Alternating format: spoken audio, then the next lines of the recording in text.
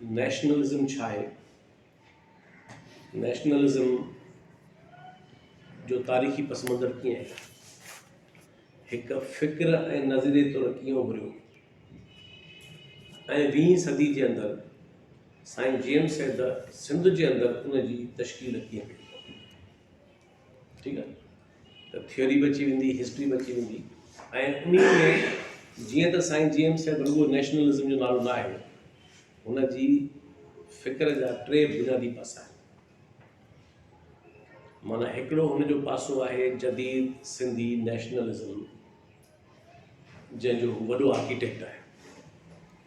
माना जदीद सिंधी नेशनलिज़म ते हिन खां वधीक कंहिं कमु न कयो आहे, लिखतुनि में किताब शयूं। इन करे उहो हुनजो वॾे वॾो हवालो, जेतोणीकि उन ते साईं जोए साहब बि लिखियो आहे, पर जोए साहब एतिरो घणो कोन लिखियो आहे। ऐं पलीअ साहब नेशनलिज़म जे ख़्याल खां कोन लिखियो आहे, क़ौमी सवाल ते जाम लिखियो आहे, पर नेशनलिज़म हिकिड़ी अलॻि शइ आहे। त साईं जेम्स हैद जी जेका फ़िक्र जी तश्कील आहे, उनजा पासा जेके आहिनि बुनियादी, उहो मूंखां पुछे त उहे 3 वञी बीहनि था। हिकिड़ो पासो आहे मॉडर्न नेशनलिज़म, ॿियो पासो आहे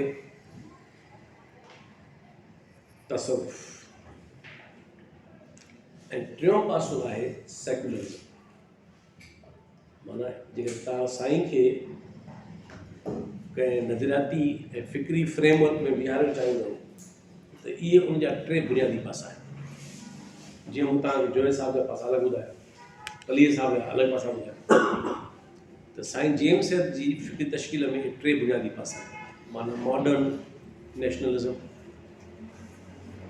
साईं जो तसव्वुफ़ जो छा आहे, मां इंग्लिश में, ऐं टियों मौज़ू आहे त साईं हिकिड़ो सेक्युलर थिंकर बि आहे, दानिश्वर बि आहे, सियासतदान बि। हाणे मां पहिरीं तव्हांखे ॿुधायां ॻाल्हि त मूंखे जेका साईं जेम्स हैद जी ॻाल्हि हिकिड़ी ॾाढी घणनि ॻाल्हियुनि सां गॾु हिकिड़ी वॾी ॻाल्हि वणंदी आहे, जेका मूंखे हमेशह इंस्पायर कंदो कयो आहे। हूअं साईं जेम्स हैद मुंहिंजे वालिद साहब जो तमामु गहरो दोस्त हो, ज़ाती बि फ़िक्री बि, पाण में सोचनि जा फ़र्क़ बि हुया। मुंहिंजो वालिद साहब सख़्तु मज़हबी बैकग्राउंड मां आयो, उहो मौलवी आलिम फाज़िल फारिग तहसील मज़हबी आलिम हो।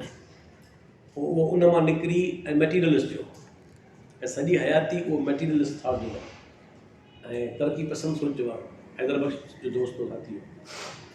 त माना साईं जेम्स हैद सां हिकिड़ी निस्बत त मुंहिंजी आहे त नंढपण खां वठी उनजो ज़िक्र घर में असां ॿुधंदासीं, छो त बाबा जो दोस्त हो। हींअर आज़ाद काज़ी साहब जेको यूनिवर्सिटी में प्रोफेसर हो, GS नवाब असां रहियो, उन हिकिड़ो किताबु तरतीब ॾेई छपिरायो आहे, जीअं ॾिठो आहे मूं, साईं जो किताबु आहे। उन ते जेके तनक़ीदी ऐं जेके ख़त ऐं तजिया ऐं तबसरा या बहस हलिया, हुन उहे कुझु ख़त ॾिना आहिनि उन किताब में। उन किताब में मुंहिंजे वालिद साहब ऐं साईं जेम्स जा हिक ॿिए जा ख़त मौजूदु आहिनि। त तव्हांखे ख़बर पवंदी हुन मां त बाबा ऐं हुन विच में तालुक़ कहिड़ी नोयत जो, ऐं उन जा पाण में फ़र्क़ु बि आहिनि सोचिया। उन में साईं जो ख़्यालु ॿिया आहिनि, बाबा जा ख़्यालु ॿिया आहिनि। मौज़ू इहो ई आहे, मज़हब वारो ऐं तसव्वुफ़ वारो। सो माना हिकिड़ी त नंढपण खां वठी मां साईं जे बारे में पंहिंजे घर में ई हिकिड़ो इंतिहाई रेस्पेक्टफुल हिकिड़ो जेको आहे उहो अंदाज़ सां हिकिड़ो हवालो हमेशह मिलियो। त जीअं माण्हू पंहिंजे घर में कंहिं वॾे माण्हू जी का ॿुधंदो रहंदो आहे त नंढाप खां वठी असरु हूंदो आहे ज़हन ते, त उहो मुंहिंजे ज़हन ते, बल्कि मां तव्हांखे ॿुधायां त मुंहिंजे ज़हन ते पलीअ साहब असरु घणो देरि सां आयो ऐं जोए साहब असरु घणो देरि सां आयो। अवाइली तरह जेको मूं ते घर में घणो इन्फ्लुएंस हो साईं जेम्स हैद जो। उन सबबु उहो घरेलू माहौल, त उन घरेलू माहौल जे करे जीअं त हाणे पलीअ साहब बि बाबा जो दोस्त हो, जोए साहब बि दोस्त हो, पर साईं जेतिरा गहरा दोस्त न हुआ, साईं जो सां घणो गहरो दोस्ती था तमामु। सो त हिकिड़ी त इहा निस्बत आहे त मूंखे राती तरह 12 खां वठी साईं सां हिकिड़ो एतिराम जो आहे। छो त उहो असांजे घर में ज़िक्र थींदो रहंदो। पोइ वरी किताब पिया घर में, त मां पढ़ण जो मूंखे शौक़ु हूंदो तमामु घणो। त माना जेके मूं इब्तिदाई तरह किताब सिंधी अदब जा पढ़िया पंहिंजे घर में, उहे ॿिनि माण्हुनि जा पढ़िया। हिकिड़ा साईं जीएम सेन जा, ॿिया डिपलाई साहब जा। त तव्हां चई सघो था त सिंधी अदब में जिन माण्हुनि मूंखे पहिरीं मुतासिर कयो या मुंहिंजी सोच खे इन्फ्लुएंस कयो, उन में पहिरीं ॿ माण्हू इहे हुआ। त घर में अवेलेबल किताब घणा हिननि जा ॿिया बि हुया, पर डिपलाई साहब जा किताब हुया साईं जा किताब। ऐं इहो ई सबबु आहे जो मां साईंअ खे उन तालुक जी निस्बत ज़िंदा को ख़त लिखंदो हुउसि। ऐं मूंखे ख़ुशी आहे ॻाल्हि जी त 1980 में, माना मुंहिंजी उमिरि 11 साल आहे, त साईं मूंखे हिकिड़े ख़त में जवाबु लिखी ॾिनो। उहो अञा मां वटि पियो आहे, मां ताज़ो रखियो फेसबुक ते। त साईं जीएम सेन मूंखे पंहिंजे हथ में खणण सां पाण मुंहिंजे ख़त जो जवाबु, मां त ॿार हुउसि, वरी हुनजी वॾाई जो मां 11 साल जे ॿार खे बि उहो ख़त जो जवाबु ॾिनई। भई पीउ खे सलामत जाए, तुंहिंजा दुआऊं रहंदुसि मां, तूं पढ़ंदो रह, वधंदो रह, भले इन क़िस्म जी दुआ ई ॻाल्हि। त उहा मुंहिंजे लाइ हिकिड़ी ॻाल्हि आहे, ज़िंदगी में हिकिड़ी यादगिरी आहे त साईं ख़त जो जवाबु ॾिनो मोट पियो। सो पोइ वरी साईं ॾे मां पंहिंजे वालिद साहिब सां गॾु नंढो ॿार हुउसि त वेंदो हुउसि, बट काफ़ी दफ़ा। त साईं जी सालगिरह जेको तमामु वॾो थींदो हो, त हुन में बाबा बि अक्सर ईंदो, मुंहिंजो पहिरियों दोस्त हो। त मां मतिलबु मूंखे यादि पए थो त 80 में 81 में इन्हनि सालनि में मां साईं जे ॿार आया त सालगिरह में वियुसि ऐं ॾिठुमि सभु शयूं। पोइ वरी पिटारो दाख़िल में थियुसि, त उन ज़माने में मां साईं जा किताब घणा पढ़ंदो हुउसि। साईं मूंखे सुञाणंदो हो त हीउ बाबा जे करे उन जो पुटु आहे, होशियारु आहे, पढ़े थो, जीअं ॿार खे भाइबो आहे, त माना ईअं साईं मूंखे भाईंदो आहे। तव्हांखे मां मिसाल ॾियां त इन ताईं मां ताज़ो फेसबुक ते बि लिखियो ताज़ो, जॾहिं अमीर रज़ा शाह साहिब जी वफ़ात थी, त मां लिखियो त साईं जो हिकिड़ो पोटो यूसुफ हैदर शाह, अफ़सोस त उहो नौजवान ज़हीन नौजवान नंढी उमिरि में गुज़ारे वियो। त उहो जॾहिं पिटारे में दाख़िल थियो, त मां उन ज़माने में पढ़ंदो हुउसि मैट्रिक में, त हू अञा 8वीं जमात में आहे। मूंखे यादि आहे, यादि में ॻाल्हि थी निकिरे त मां हॉस्टल ते हुउसि, पंहिंजी लतीफ़ हाउस में हुउसि, त मूंखे हाउस मास्टर जो नियापो खणी आयो पियानो, त तव्हांखे हाउस मास्टर ॾिनो। त मां वियुसि, असांखे साहु निकिरी ईंदो हुउसि, फौजी कॉलेज हो न, सख़्ती हूंदी तमामु घणी, हाउस मास्टर ॾिनो, माना का ग़लती कई हूंदी, कसदार न हूंदी। मां वियुसि त साईं अमीर रज़ा शाह ॾिठो उनजे ऑफिस में, ऐं हिकिड़ो नंढो छोकिरो सुहिणो सिंधो तमामु सन्हो उनजे पासे में बीठो। मां बि नंढी उमिरि जो हुउसि, मैट्रिक में मूंखां सम्झो 3 साल नंढो। त साईं मूंखे अमीर रज़ा शाह तमामु प्यार सां भाकुर भाई मिलियो ऐं मूंखे चयईं त बाबा हीउ मुंहिंजो पुटु आहे नंढो यूसुफ हैदर, ऐं हिन खे असां दाख़िल करायो आहे पिटारे में। साईं वॾे जी ख़्वाहिश हुई त हिनखे तो वारी हॉस्टल में तो सां गॾु आहे, त तुंहिंजी सोबत में। साईं खे इहा हूंदी त मां पढ़णु घणो थियो, सुवाल घणा कया तो वॾी ॻाल्हि भाईंदो शफ़ीक में। हालांकि साईं जा पंहिंजा हिकिड़ो पोटो त पढ़ी वियो जलाल मोहम्मद शाह, असां 8वीं में आयासीं जलाल शाह आख़िर, पर साईं जा 2 पोटा ज़िया शाह ऐं ज़ैन शाह बि पढ़ंदा। ऐं पर मूंखे ख़ुशी थी थी बाबा हाणे मां हे तुंहिंजे हवाले आहे, हॉस्टल में आहे, ऐं हिन सां तुंहिंजी माना जेके तूं पंहिंजे नंढे भाउ वांगुरु तोसां गॾु आहे, मतिलबु तुंहिंजी सोबत में हुजे। ऐं उहो ॾाढो ब्रिलियंट छोकिरो, ॾाढो ज़हीन ऐं क्रिएटिव छोकिरो। अफ़सोस मूंखे ॾाढो रमान लॻंदो आहे त हींअर मां ताज़ो साईं अमीर रज़ा शाह जी वफ़ात ते सन वियुसि, त उते सभु वेठा मिलिया, साईं बदर शाह जेको उनजो वॾो भाउ, मुनीर शाह बि हुयो, ज़ैन शाह बि हुयो। त मूंखे जेके ज़ैन शाह जो पुट हुआ या ॿिया साईं जा ॿिया पुट हुआ, जेको बदर शाह आहे छा, त पुछनि पिया त तव्हां असांखे ॿुधायो त यूसुफ हैदर कीअं हूंदो, असांजो चाचो कीअं हूंदो, असांखे तव्हां यादगिरी ॿुधायो। त असां ॿुधो आहे त ॾाढो ज़हीन हूंदो, असां ॾिठो, मां हुनखे ॿुधायो कि साल हीअं हूंदो हीअं हूंदो, ॾाढो वॾो ज़हीन नौजवान हो, ॾाढो क्रिएटिव। पोइ मां हुनखे तक़रीर मुक़ाबलनि में वठी वियुसि, तक़रीर लिखी ॾिनीमांसि, पाण होशियारु हो, पढ़ंदो तमामु घणो। आख़िरी ॻाल्हि करे ॻाल्हि पूरी थो कयां त मुंहिंजी 12 यादगिरियूं कीअं। सो मां पढ़ंदो हुउसि फर्स्ट ईयर में त साईं जेम्स साहिब जो किताबु जेको जीअं ॾिठो आहे मूं, इहो किताबु छपियो इंडिया में, कापियूं थोरियूं आहियूं त हूअं असां वटि हुनजी हिकिड़ी कापी हुई माना मूं असांजे घर में, पर बहरहाल उते मूंखे ख़्यालु आयो त इहो किताबु मां छोकिरनि खे पढ़ाए सघंदी आहियां। मूंखे पढ़े थो त मुंहिंजो इहो किताबु पढ़ायां, इन किताब असांखे लोॾे छॾियो आहे मज़हबनि जे बारे में जेको नुक़्ते नज़र हो। मां साईंअ खे ख़त लिखी गुज़ारिश कई त मोकिलियो में अचे थो यूसुफ त उन सां किताब जी कापी मोकिलियो, मां तव्हांखे उतारे वापसि मोकिलींदुसि। पोइ उहा कापी जॾहिं साईं मोकिली त मूंखे यादि आहे त मां बुक वठी ऐं 4 उन जा बुक तयारु कया, रजिस्टर अखर में सुठा हुआ, ॻाढ़ी पेन सां, साई पेन सां, मस सां, हेडिंग्स अखर सुठा कारी पेन सां, 4 मां कापियूं उतारे चकर तयारु कयूं, प्रिंटेड कापियूं हुयूं न। मां छा कयो, हिकिड़ी रखियमि पंहिंजे लाइ, हिकिड़ी रखियमि लाइब्रेरी में। त लाइब्रेरी में जेको हूंदो हो, हाणे रिटायर थियो आहे, रखणु ॾिनी कापी ॿुधायो त लाइब्रेरी असांजे पंहिंजो माना पिटारी जो मूसा खान समूह, उहो असां मां पढ़ंदो हुउसि घणो त लाइब्रेरी में गुज़रंदी टाइम जो जिन खे लाइब्रेरी में भाईंदो असिस्ट लाइब्रेरी, उनखे मां चई रख साईं किताब, हक़ वठी रखी छॾियो, रखी कहिड़ी ख़बर पवंदी लाइब्रेरी में, त सिंधी सेक्शन में मां उहा कापी रखी, उहा रखी 2 कापियूं मां जेके आहिनि उहे पढ़ाइणु शुरू कयूं पंहिंजे सीक्रेटली पिटा त उहा कापी हिकिड़ी यूसुफ हैदर मोकिलुनि में वरी ॿियनि मोकिल में साईं खे खणी ऐं साईं खे ॾेखारी न मुंहिंजो आहे हे हुन उतारे हीअं कमु कंदो आहे, मूंखे यादि आहे साईं मूंखे 20 रुपया ख़र्ची मोकिली, इनाम जो बाबा 20 रुपया साईं मूंखे ख़र्ची मोकिली ऐं ॾाढो ख़ुशि थियो ऐं ॾाढो मूंखे सलाह मोकिली। त ईअं माना मुंहिंजो नंढपण खां वठी में तालुक़ु साईं रहियो। पोइ ज़ाहिर अॻिते हली मुंहिंजी फ़िक्री तरबियत सोच घणो अॻिते ॿिए पासे वई, इन करे मुंहिंजी फ़िक्री वेझड़ाई अॼु बि पलीज साहिब ऐं जोय साहिब सां आहे।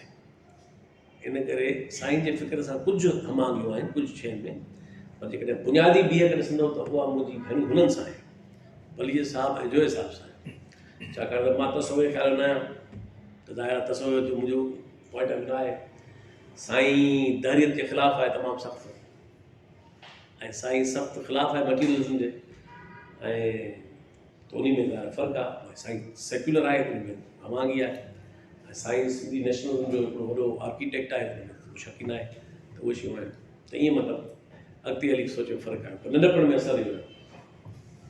हाणे साईं जेम्स जी तव्हां सां मां तव्हां सभु नए नस्ल मां आहियो, ज़ाहिर आहे तव्हां वटि कंहिं नथो हूंदो पकई पक, सो इन करे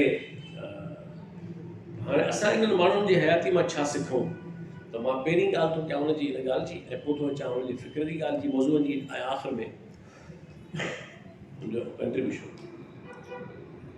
ॾिसो साईं जी ज़िंदगी ॾाढी दिलचस्प अंदाज़ सां अॻिते वधी आहे, ऐं माण्हुनि जूं हिकिड़ी ॻाल्हि यादि रखो, वॾनि माण्हुनि जूं आत्म कथाऊं ऐं कथाऊं ज़रूरु पढ़ो, छाकाणि त हिकिड़े माण्हूअ 50 साल 70 साल 80 साल 90 साल जेको बि सिखियो ज़िंदगी में, उहो तव्हांखे हिकिड़े किताब में मुयसरु आहे।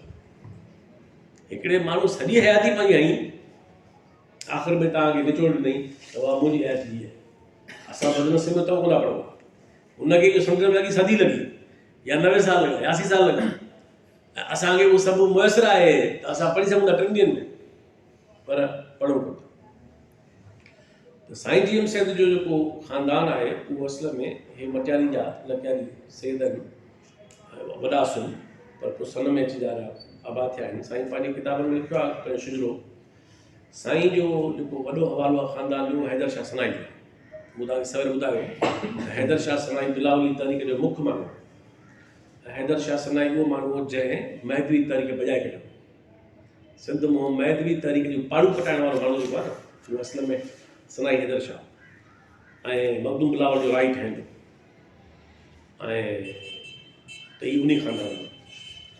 हाणे साईं जी जो जेको वालिद साहिबु हो उहो नंढपण में क़तलु थी वियो, साईं नंढो ई ॿार हो, 3-4 साल जो ई हूंदो, हाणे मूंखे पकी तरह हींअर यादि न आहे त घणी हुनजी उमिरि हूंदी हुई, पर इहा पक आहे त नंढो ॿार हुयो। त साईं जो वालिद साहिबु खे कंहिं माण्हू क़तलु कयो, ऐं घर में को बि मर्द माण्हू ॿियो कोन हो सवाइ हिन ॿारड़े जे, हिकिड़ो वाल साहब हो, ॿियो ई ॿिनो ॿार हो, ॿियो मेल मेंबर को बि न हो। हिकिड़ी सैयद फैमिली उन में इन करे पोइ साईं नंढो हो त उनखे पंहिंजा जेको भॼियूं संभालींदा जेके माण्हू, जेको माण्हू संभालींदो हो उन ई साईंअ जी वटि आई। ज़माने उन ज़माने में अंग्रेज़ दौर हो, अंग्रेज़नि में हूंदो त जेकॾहिं को अहिड़ो सग़ीर हुजे जंहिंजी को अञा ॿियो न आहे त उन जी मिल्कियत हुकूमत वटि हूंदी। पोइ उन जी तहवील में सॼो सिस्टम थींदो हो, जॾहिं उहो मैच्योर एज कईंदो त उनखे हैंड ओवर थींदो। इहो त अंग्रेज़ दौर में हूंदो। त साईं जी इन करे का फॉर्मल एजुकेशन घणी कोन थी सघी, माना 2-3 दर्जा पढ़ियो सन में, पर साईं कॾहिं बि कंहिं हाई स्कूल में कोन वियो, न कंहिं कॉलेज में वियो, न कंहिं यूनिवर्सिटी। हाणे तव्हां हिसाबु लॻायो त हेॾियूं माण्हू यूनिवर्सिटियूं मुयसरु आहिनि, हेॾा कॉलेज मुयसरु आहिनि, हे सभु मुयसरु आहिनि, उहे माण्हू कॾहिं बि सवाइ पहिरियनि दर्जनि जे ईअं ज़रूरु हो त हिकिड़ो उस्तादु मुक़ररु हो साईं जो, जेको साईं खे घर अची पढ़ाईंदो। ट्यूशन खे चइबो आहे, त ट्यूशन कोन चइबी, पर हिकिड़ो उस्तादु मुक़ररु साईं खे पढ़ाईंदो। त माना तव्हां सम्झो साईंअ जी फॉर्मल एजुकेशन सवाइ 2 दर्जनि जे ॿी कोन आई। ऐं उहो माण्हू जेको फॉर्मल एजुकेशन न वठी सघियो पंहिंजी ज़िंदगीअ में, उहो माण्हू इन पाए जो आलिम साबित थियो। त इन मां तव्हां सम्झो त हुन जी इहा ज़ाती शौक़ु हो, हुन जो पंधु हो, हुन जी जुस्तजू हुई, जेका हुनखे हिकिड़े बिना फॉर्मल तालीम जे बि एतिरे पाए ते वठी वई। त पोइ असां तव्हांखे कहिड़े कंहिं झलियो आहे त उहो असां हेतिरनि सहूलियतुनि जे बावजूदि बि न कयो हुयो। त हिकिड़ी ॻाल्हि मूंखे इहा वणंदी आहे त उहो इन ॻाल्हि जो मोहताज साबित न थियो त जीअं त मुंहिंजो वालिद साहबु मारिजी वियो, हालतूं न रहियूं, को माण्हू कोन हो घर में जेको पढ़ाए प्रॉपर, त उहो चए त वाह ठीकु आहे, हालतूं न मिलियूं। त मूं तव्हांखे सवेरे ई चयो त वॾे माण्हूअ जी निशानी इहा आहे त उहो हालतुनि जो मोहताज न हूंदो,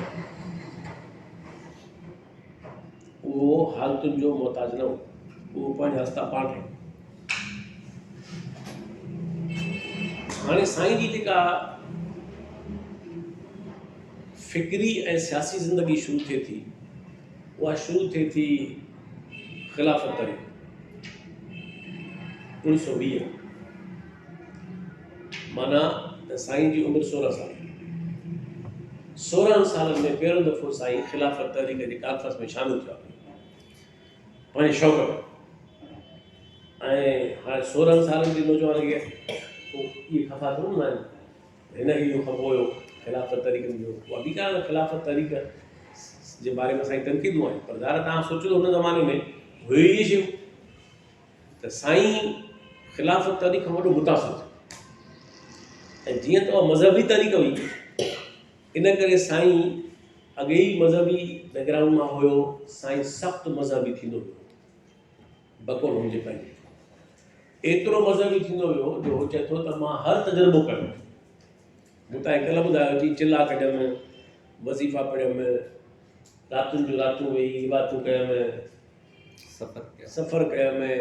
तव्हांखे मिसाल ॿुधायो मूं कल्ह त अहिड़े तरीक़त जे हिसाब सां साईं वञी कोयटा में हिकिड़े नक्शबंदी हिकिड़े पीर जो मुरीद बि थियो। ऐं उन कम ॾिसो त उहो साईं थियो आहे त मूंखे सियारे में कोयटा में अधु राति जो उथारे वुज़ू कराए छॾियो, तज़ पढ़ो थधे पाणी ऐं कंदो। ऐं साईं इहे सभु मां कमु कंदुसि।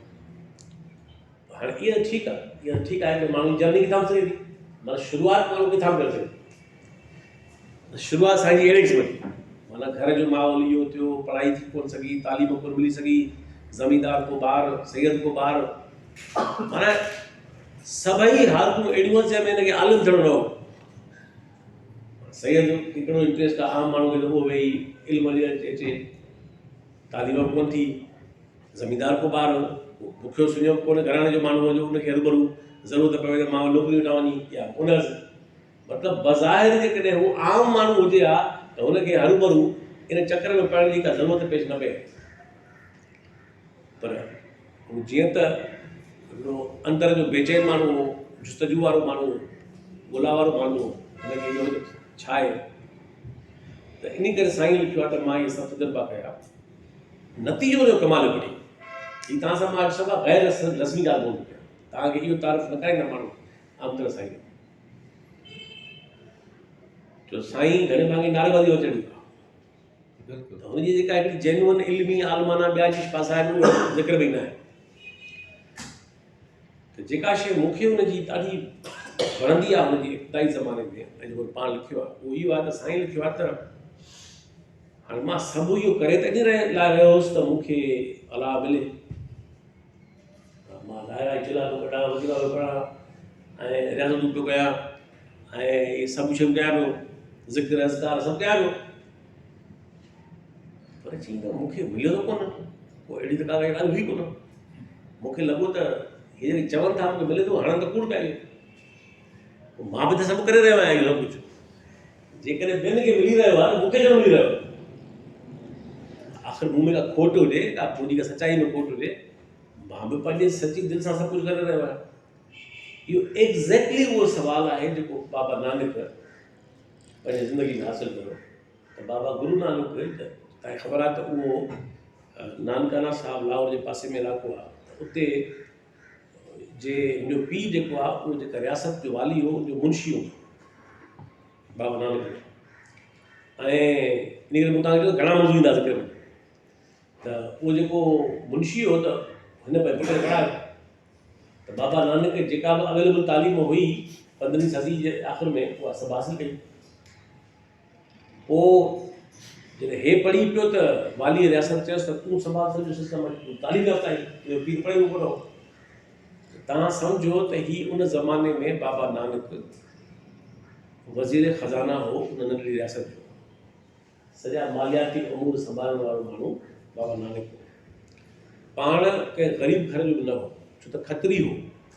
मां तव्हांखे ॿुधाए चुकुसि त हिंदू कास्ट सिस्टम में सभ खां नाम निहाद ऊची ज़ात जेका आहे ब्राह्मणनि जी आहे। ॿिए नंबर ते जेका ऊची ज़ात न असांजे ख़्याल में त वरी बकवास आहे त ज़ात ऊची थींदी आहे त थींदी आहे, दुनिया जी का बि ज़ात ऊची न थींदी आहे, का बि ज़ात घटि न थींदी आहे, इहा सॼी बकवास आहे, इहा सॼे तबक़ाती निज़ाम जी बकवास आहे। लतीफ़ साईं जी सिट आहे त कान पुछे थो ज़ात जे आया से अॻियां अमल, ठीकु आहे न। इन करे ज़ात जो कहिड़ो मसइलो आहे, इन करे पर बहरहाल हू खत्री हो, उहो ना गौतम बुद्ध खत्री हो, गौतम बुद्ध खत्री ख़ानदान हुआ, छो त उन तबक़ाती निज़ाम में ब्राह्मण हुकूमत न कंदा, ब्राह्मण रूहानी पेशवा, उहो डायरेक्ट कंदा कनेक्शन मथे सर्टिफाइड, हा जेको डायरेक्ट कनेक्शन आहे इंटरनेट वारो उहो उन वटि आहे। ऐं जेको खत्री आहे इहो रूलिंग क्लास आहे, इहो वरी मैनेजर क्लास आहे, सियासी तबक़ो उहो आहे जेको पुराणी कंदो, ऐं हेठियां न हुई आहिनि ख़िदमत आहे, हेठियां नज़ीर इहो आहे उन तबक़ाती निज़ाम में, इहा सॼी जुगाड़ आहे तबक़ाती निज़ाम में असांखे। पर बाबा नानक खत्री हो। बाबा नानक जॾहिं 29 साल जी उमिरि में पहुतो, 30 साल में एग्ज़ैक्टली साॻी उमिरि आहे गौतम ऐं नानक जी जॾहिं हुन हज छॾी आहे। हुन बादशाही मान छॾियो, हुन पंहिंजी रियासत जो कमु छॾियो। त जॾहिं बाबा नानक पंहिंजो सभु कुझु छॾे ॾिनो त सहुरे खे वञी चई त मुंहिंजा हेॾी ॿार, हे मुंहिंजा 2 ॿार अथई, हे मुंहिंजी घरवारी तुंहिंजी धीउ आहे, सो मुंहिंजी ज़मीन त एतिरी सारी का ज़मीन वारा माण्हू, त हिन मुंहिंजो हिकिड़ो हिसो मुंहिंजे औलाद जो आहे, ॿिए हिसे में मुंहिंजे ख़ानदान जी परवरिश कर, ऐं टियों हिसो ग़रीब विराए छॾ। मूंखे हाणे तुंहिंजो बि खपे।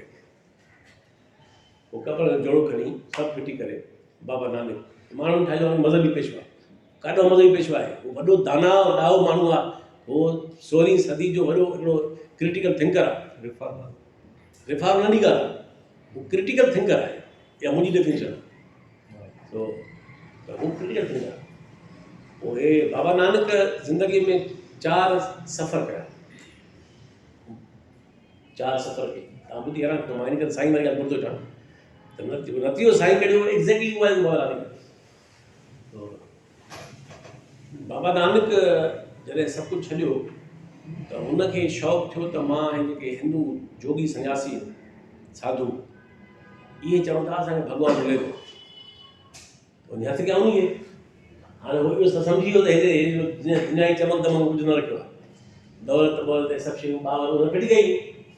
हाणे वियो ई उत्तर हिंदुस्तान में, माना बिहार, उत्तर प्रदेश, इहे इलाइक़ा, इहे मां जाम घुमिया इलाइक़ा, इहे उदय वियो। ऐं गौतम जो इलाइक़ो उहो ई आहे, गौतम जो इलाइक़ो उहो ई आहे, नेपाल में अची वियो आहे पर इलाइक़ो छा उहो ई आहे, महाबूर उहो ई आहे। इहो इलाइक़ो सदियुनि खां वठी हज़ारनि सालनि खां इहे ॿुधनि ऐं साधुनि जो इलाइक़ो रहियो आहे।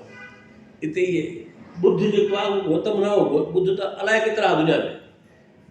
ॿुध चइबो ॾाहे माण्हू खे, ॿुध शुद्ध वारो, ॿोधी माना अकुल वारो।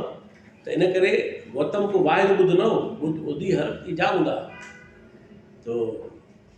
त हीअ हाक ॿुधी न, हे बि उॾे कीअं हाणे ॾिसां वञी भॻवान त कयां हाणे दुनिया फिटी कयमि। पोइ बाबा नानक तक़रीबन 10-11 साल 12 साल हुते गुज़ारिया, इहे ई चिला कढंदे, इहे ई सभु साधुनि वारा कम कंदे। नतीजो एग्ज़ैक्टली उहो ई कढे जेको साईं हाणे हो खणी हिंदू मत में पियो कढे, हिन खणी मुस्लमान लाइ कढो पियो, तरीक़ो साॻियो ई हो। बाबा नानक चयो त सचो बि आहियां, हर शइ कया मिठो, पोइ मन में मेर बि न आहे, भॻवान मिले त कोन थो। पोइ जेके दावा था कनि त मिले, हर पाए था कनि कान कार त उस्तादी कनि था न। पोइ मूंखे छो नथो मिले त मूं में खोट आहे, त मां इन क़ाबिल न आहियां या सचो न आहियां। पोइ चई जॾहिं मतिलबु आहे ख़बरूं कंदा मिले हींअर कोन थो। इहो क्रिटिकल थिंकर चई न मतिलबु आहे सम्झी वियुसि त मिले हिनखे कोन थो, भई चवनि इहो पिया त मूंखे मिले थो, न मूंखे ई मिले आहे, मूंखे 12 साल लॻी आहे, फिटी कई। हाणे हिंदुइज़म पहिरीं फिटी कई, हिंदू हुयो तकरीब पंहिंजो धर्म फिटी कई, लॻो साधुनि जे पोइ, उहो साधुनि जे पोयां 12 साल लॻाए चई त भॻवान नथो मिले। वरी वियो आहे हितां श्रीलंका ऐं तिब्बत ताईं पूरा इलाइक़ा वरी ॿोधी वियो आहे, वरी गौतम जे फ़क़ीरनि जे पोयां वियो आहे। उहा ई ॻाल्हि कई त हे ख़बरूं कनि था निर्वाण जूं, निर्वाण ॿियो आहे त कोन, छाजी निर्वाण मिली आहे, तव्हांखे छा थो मिले तव्हांखे। वरी ॿाहिरां हिन उन खां बि टको ऐं दुआ मोकिलियाई। इहे सभु सफ़र आहिनि सभु बाबा नानक जा। तव्हांखे हैरत थींदी, वरी उहो इस्लाम ॾे लड़ियो, मके वियो। तव्हांखे वाक़ियो ॿुधायां, माना हाणे उहो इस्लाम ॾांहुं मारियो ऐं मुस्लमान दावा न कई त मुस्लमान थियो आहियां, पर मतिलबु मुतासिर थियो। पोइ कलमे को मुस्लमान कोन थियो, हुनजी ज़रूरत कोन आई, हुते अहिड़ो सूफ़ी टाइप माण्हू हो, हिन करे पर हो इन खां मुतासिर। मके में वियो त हुनजो वाक़ियो आहे त काबतुल्ला ते जे अंदरि सुतो पियो हो, पेर काबतुल्ला शरीफ़ करे। ऐं हुनजो जेको सेक्रेटरी चयोसि या दोस्त साथी चयोसि जेको संभालींदो हो, शाइरी कंदो, उहो भाई मर्दाना, उहो मुस्लमान मंगणा ऐं जीअं लतीफ़ साईं सां बगंद ऐं इहे गॾंदा त उहो वेठो हे सुतो पियो बाबा नानक, पेर ईअं करे पासे। त उहो जेको संभालींदड़ हो काबतुल्ला शरीफ़ जो, ॾिठी न माण्हू छा अशराफ़ पियो लॻे, माना होलीअ में त ॾाढो फ़क़ीर माण्हू लॻे साईं करे त बेहोरो थी पियो। त हुन खे ॾिठाई, चई तूं हेॾे पेर करे सुठो पियो, उहो त क्रिटिकल थिंकर हो न। त चईंसि त एॾा छो न कया पेर, त हुन चयोसि त एॾे त अलाह आहे। चई पोइ माना हिन पासे कोन्हे, चई पोइ तरफ़ ॿुधाए हिकिड़ो अहिड़ो को बि जंहिं पासे अलाह न हुजे हुन पासे कया, बाक़ी त इहा ख़बर हर पासे आहे। और हिन पासे बि उहो आहे, हिन पासे भिते बि आहे, बाक़ी अलाह हर पासे आहे। हुन चयो आहे हिकु वरी छे थो लॻे हिनखे नचे। पोइ उते रहियो, घणो टाइम रहियो। तव्हांखे ॿुधी हैरत थींदी त बाबा नानक जो पहिरियों गुरुद्वारो बगदाद में आहे। पहिरियों हुनजा फॉलोअर जेके आहिनि उहे बगदाद में पैदा थिया ऐं बगदाद में मौजूदु आहे गुरुद्वारो। वरी उहे सभु करे चई त हे उहो ख़बरूं था कनि, हिते आहे हिते पुॼो हिंदू मत फिटी कई, लॻो साधुनि जे पोयों इहे ख़बरूं था कनि, लॻो ॿोधियुनि जे पोयां चई इहो बि न, वरी मुस्लमान बि वियो इहो बि मुला इस्लाम न की मुला ई ख़बरूं था कनि इहो। बहरहाल इहे चारई सफ़र करे पोइ बाबा नानक अचे फाइनली करतारपुर में पंहिंजे दोस्त हथ गॾु कया, साथी गॾु कया। इनखे चइबो आहे माना जेके नानक पंथी थिया, माना नानक जा जेके फॉलोअर थिया, दोस्त साथी थिया, नानक पंथी चइबो आहे, कबीर पंथी, नानक पंथी, उनजी वाट वञण वारा। पोइ हुन इहे त हाणे मां ॻाल्हि त विच में ॻाल्हि निकिरी आई दिलचस्प में ई, इहे हिसो शइ जो त साईं जी एम साईं इहो लिखियो आहे त मां जॾहिं एॾा इहे चकर कया त पोइ ॾिठुमि त मूंखे मिले काशे कोन थी। पोइ इन मां लॻो त हे कमु सही न आहे, हिन अॻे वरितो जेका शइ पहिरीं तव्हां ॻाल्हि चाहिंदो आहे त हिकिड़ो माण्हू सख़्तु मज़हबी बैकग्राउंड मां उभरियो, उहो पाण खे तजुर्बा कंदो कंदो तब्दील कंदो कंदो वञी ज़िंदगी में उते पुॼायईं जो हुन किताब जो जीअं ॾिठो आहे मूं, ऐं सेक्युलर थॉट में आयो, तसवुफ़ में आयो, ऐं ज़ाहिर आहे उहो मटीरियलिज़म में न आयो, उहो तसवुफ़ में आयो, पर क्रिटिकल इंक्वायरी हुनजी लाइफ मां न वई, माना इहा हुनजी आम ॻाल्हि आहे त उहा शइ वठी वई अॻियां। त तव्हां चई सघो था त क्रिटिकल थिंकर हो, छो त उहो मज़हबी सॼे तंग नज़री मां निकिरी ऐं ॿिए पासे आयो। हाणे जेके साईं जा जेके ज़िंदगी आहे, मां थोरो उनखे त हुनजी कीअं इर्तिका थी आहे उन ते ॻाल्हि कयां, उहो थो जाम फ़िक्र जे पासे में। हाणे साईं ख़िलाफ़त तहरीक में शामिलु थियो 20 में, ऐं उन तमामु सरगर्म रहियो घणो। उनजी बुनियादी सियासी तरबियत ख़िलाफ़त तहरीक में थी, ऐं ज़ाहिर मज़हबी तहरीक कई,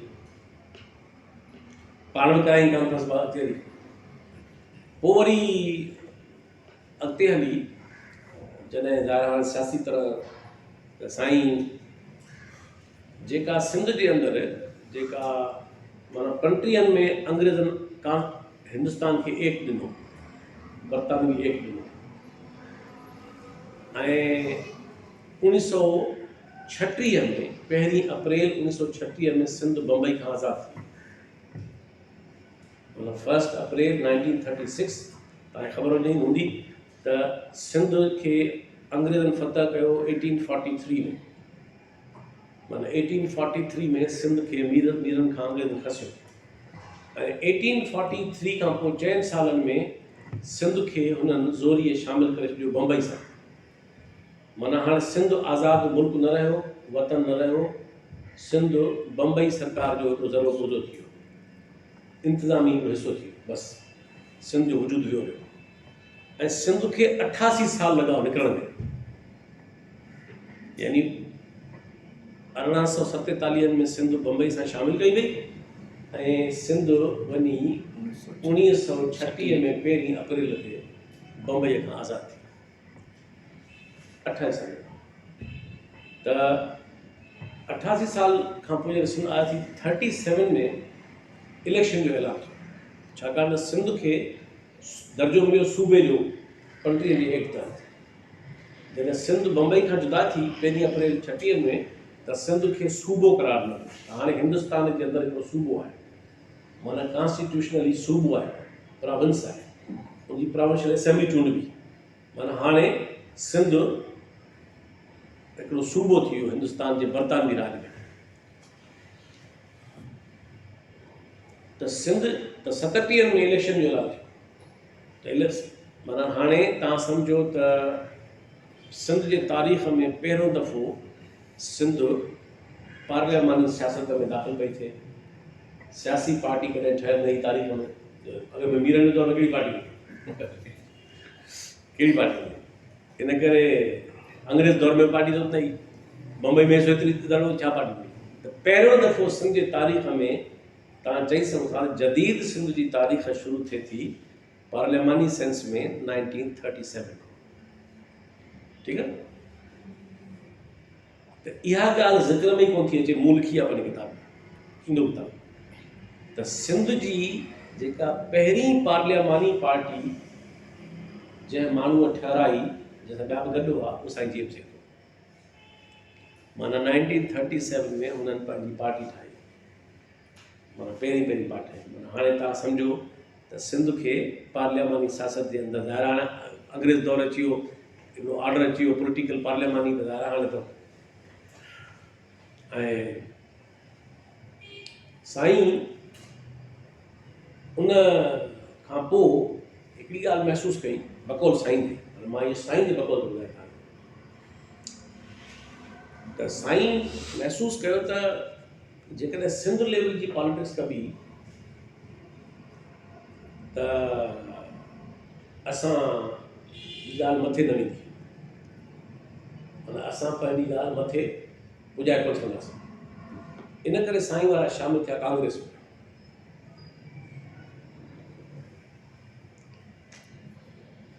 अॻिते हली घणनि मसइलनि जे करे साईं हथियो इहो कढियो त इहो तजुर्बो सही साबित न थियो, छाकाणि त कांग्रेस खे असांजी एॾी ज़रूरत न आहे, एॾी हुनखे अवलियत न आहे सिंध जी। इन करे वरी साईं कांग्रेस छॾे इहो सम्झी त मतां मुस्लिम लीग खे ज़रूरत हुजे। कांग्रेस वॾी पार्टी आहे, उनखे सॼो हिंदुस्तान जे हिन में आहे, ऐं मुस्लिम लीग जेका आहे उहा रुॻो छो त जॾहिं 1935 में एक्ट आयो ऐं 36 में सूबा ठहिया त हिंदुस्तान में 11 सूबा, 11 सूबनि मां 6 सूबनि में हिंदू मेजॉरिटी में हुआ ऐं 5 सूबनि में मुस्लमान मेजॉरिटी में हुआ। ठीकु आहे, त इहो सम्झी त मतां हिननि खे मुस्लिम लीग खे इन्हनि 5 में सिंध बि शामिल आहे, साईं वारा शामिल थिया मुस्लिम लीग। उहा बि ॻाल्हि साईं मज़हबी ख़्यालनि जो बि हुयो, इहो बि सबबु हो ऐं ॿई सबबु। पोइ उन में बि साईं, हालांकि साईं मुस्लिम लीग खे सिंध में ऑर्गेनाइज़ कयो ऐं तमामु मज़बूत कई। सिंध मुस्लिम लीग हुई कोन, चंद माण्हू, पर साईं हुनखे हिकिड़ी वॾी पार्टीअ में कोशिशि कई तब्दील करण जी। वॾी जो मतिलबु आहे आवाम त कोन हूंदो, वॾी माना नाले वारा माण्हू, ज़मींदार तबिके जा माण्हू, ॿिया माण्हू जेके राजराज माण्हू, वॾी उन ज़माने में मतिलबु इहो ई हो। वॾी अवामी पार्टी हुई कोन, पोइ अवामी सियासत हुई कोन जो लखनि जा इज्तिमा करणा। सो उहा सॼी सिंध में माना मुस्लिम लीग खे हिकिड़ी मज़बूत पार्टी ठाहिण में साईं रोल प्ले कयो, मेंबरशिप मुहिम हलाई, भला कमु कई। मसइलो वरी साॻियो आयो पेश त जेके हिननि जूं अवलियतूं उहे ॾिठे त मुस्लिम लीग पूरी नथी करे। हाणे जंहिं शइ करे कांग्रेस छॾे आयो इहो सम्झी त हिते सिंध जी जिंदा नथी अवलियत माणे, हिते बि बकोल ईअं ई थियो ऐं बहरहाल फाइनल चयो। सिंध जी जेका पार्लियामानी सियासत जो 9 साल आहिनि, 37 खां 46 ताईं, इन्हनि 9 सालनि में सिंध जी पार्लियामानी सियासत जे अंदरि जेको बि दौरु 4 हुकूमतूं तब्दील थियूं, 4 साईं तब्दील करायूं आंदई पाण। हिन जे मर्ज़ी खां सवाइ, हिन जे लॉबिंग खां सवाइ का हुकूमत ठही कोन सघंदी ऐं हली कोन सघंदी, ऐं उहो सभु दास्तान साईं पाण लिखियो ऐं ॿिए कोन लिखियो। ऐं उन में हाणे ज़ाहिर आहे त जीअं त उहो फ़रीक़ हो, उन में शरीक हो, त साईं उन में पंहिंजो तर्जुमो कयो आहे त उन जो सबबु इहो ई हो त असां सम्झी इहो पिए माण्हुनि खे आंदो, हुकूमत पे ठाही त हे सिंध जे ग़रीबनि जा माण्हुनि जा मसइला हल कंदा, कि कानून साज़ी कंदा, उहो पंहिंजे कम सां लॻी आहे। ऐं तव्हांखे मुंहिंजी दिलचस्प ॻाल्हि थींदी त साईं जेम्स पंहिंजे उन किताब में पाण खे सोशलिस्ट करार ॾिनो त चवंदो मुस्लिम लीग में 2 ग्रोह हूंदा, हिकिड़ो सोशलिस्टनि जो, ॿियो मुदे खां वरियलनि जो। त साईं पाण खे उन ज़माने में सोशलिस्ट करार ॾिए थो, मुस्लिम में हूंदे, यानी मुस्लिम लीग में हूंदे पाण खे हू सोशलिस्ट सम्झे थो, करार ॾिए थो। पर मतिलबु तरक़ी पसंदि, हिकिड़ा तरक़ी पसंदि रोशन ख़्याल माण्हू आहे, हिकिड़ा रवायती आहे, मतिलबु इहो सम्झो। उहो दौरु थियो त माना हाणे उनजे बारे में तर्जुमो मुमकिन आहे, ज़रूरी न आहे त असां साईं सां मुतफ़िक़ थियूं, हर ॻाल्हि साईं त पाण में धुरो, त इन करे साईं ते पाण खे बि तनक़ीद थी सघे थी घणी में मज़हबी मस्जिद मंज़रगाह जो वाक़ियो, ॿिया मामला आहे, सभु शयूं। इन ताईं जो साईं जो उस्ताद जेको फ़िक्री हो अल्लामा काज़ी, साईं ते सख़्तु नाराज़ थियो ऐं साईं को सभु छपियो त मां तोखे ईअं कोन सम्झो, तूं ईअं कंदे।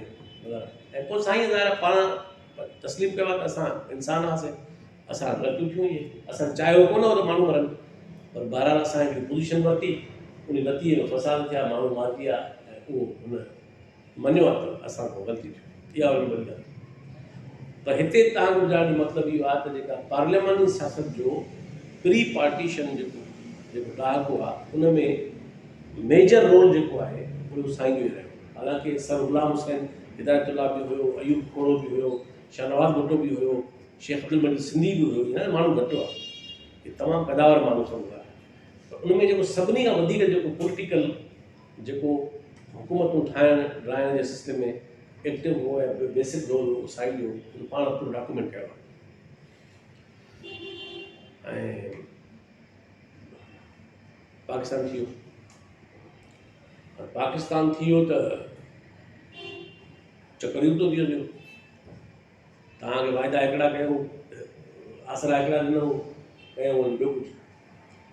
उन खां पोइ साईं कुझु टाइम एतिरो सरगर्म नज़र नथो अचे, पर वरी जॾहिं 1 यूनिट लॻो त वेस्ट पाकिस्तान जी असेंबली में साईं एक्टिव हुआ, ओलह पाकिस्तान जी असेंबली में, ऐं उन में काफ़ी साईं जो मस्बत रोल आहे, जो साईं उन वेस्ट पाकिस्तान जी असेंबली में कोशिशि कई त सिंध जा मामला, ॿियनि सूबनि जा मामला अॻिते कढनि पार्लियामानी मोर्चे ते।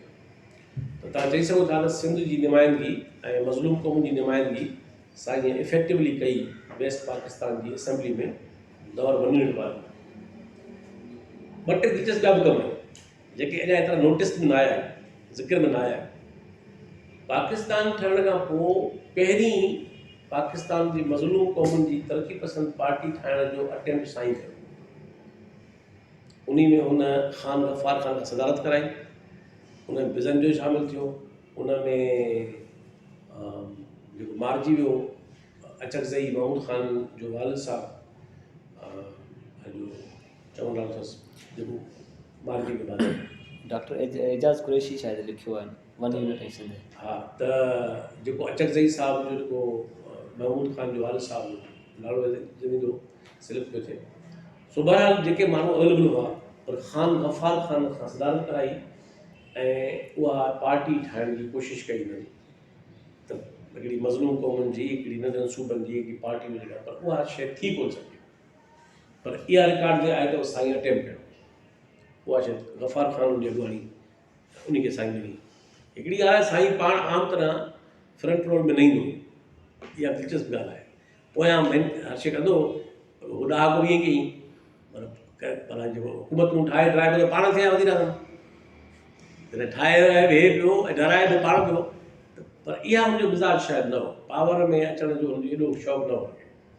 हुनखे पावर जी हुनखे ताउन सां इतफ़ाक़ कयो, इख़्तिलाफ़ कयो, पर हुनजा पंहिंजा हिकिड़ा सियासी ख़्याल हुआ, एजेंडा हुई, शयूं हुयूं, उन्हनि ते फोकस। हुनखे पावर हंगर कॾहिं न रहियो, इहा ॻाल्हि मञणी पवंदी। त हुनजा मुखालिफ़ बि मञींदा त साईं खे पावर सां एॾी दिलचस्पी कॾहिं बि कोन रही, इन माना में त पाण पावर में अचे। बाक़ी उहो पावर में ज़ाहिर आहे त पॉलिटिक्स जो मतिलबु ई पावर आहे। तो पोइ वरी जॾहिं नेब ठही नेशनल अवामी पार्टी, त उन में बि साईं सरगर्म रहियो, माना नेशनल अवामी पार्टी में साईं मौजूदु हुयो ऐं सभई हुयो आहे। वली ख़ान बि हो, पलीअ साहब हैदराबाद डिवीजन जो प्रेसिडेंट हो नेब में, ऐं साईं जेम्स उनजी सफ़े अवल जे अॻुवाणनि में हो, ॿिया बि हुया सभु बलोच हुआ, पश्तून हुआ, ॿिया माण्हू हुआ, बादशाही साहब हुआ बि शुरू में। मतिलबु इहे कम्युनिस्ट पार्टी जो कुझु हिसो, त कम्युनिस्ट पार्टी बैन थी वई, त कम्युनिस्ट पार्टी बैन जो थी वई, त उहो बि हिन में अची विया। ऐं बहरहाल नेब में बि साईं सरगर्म रहियो।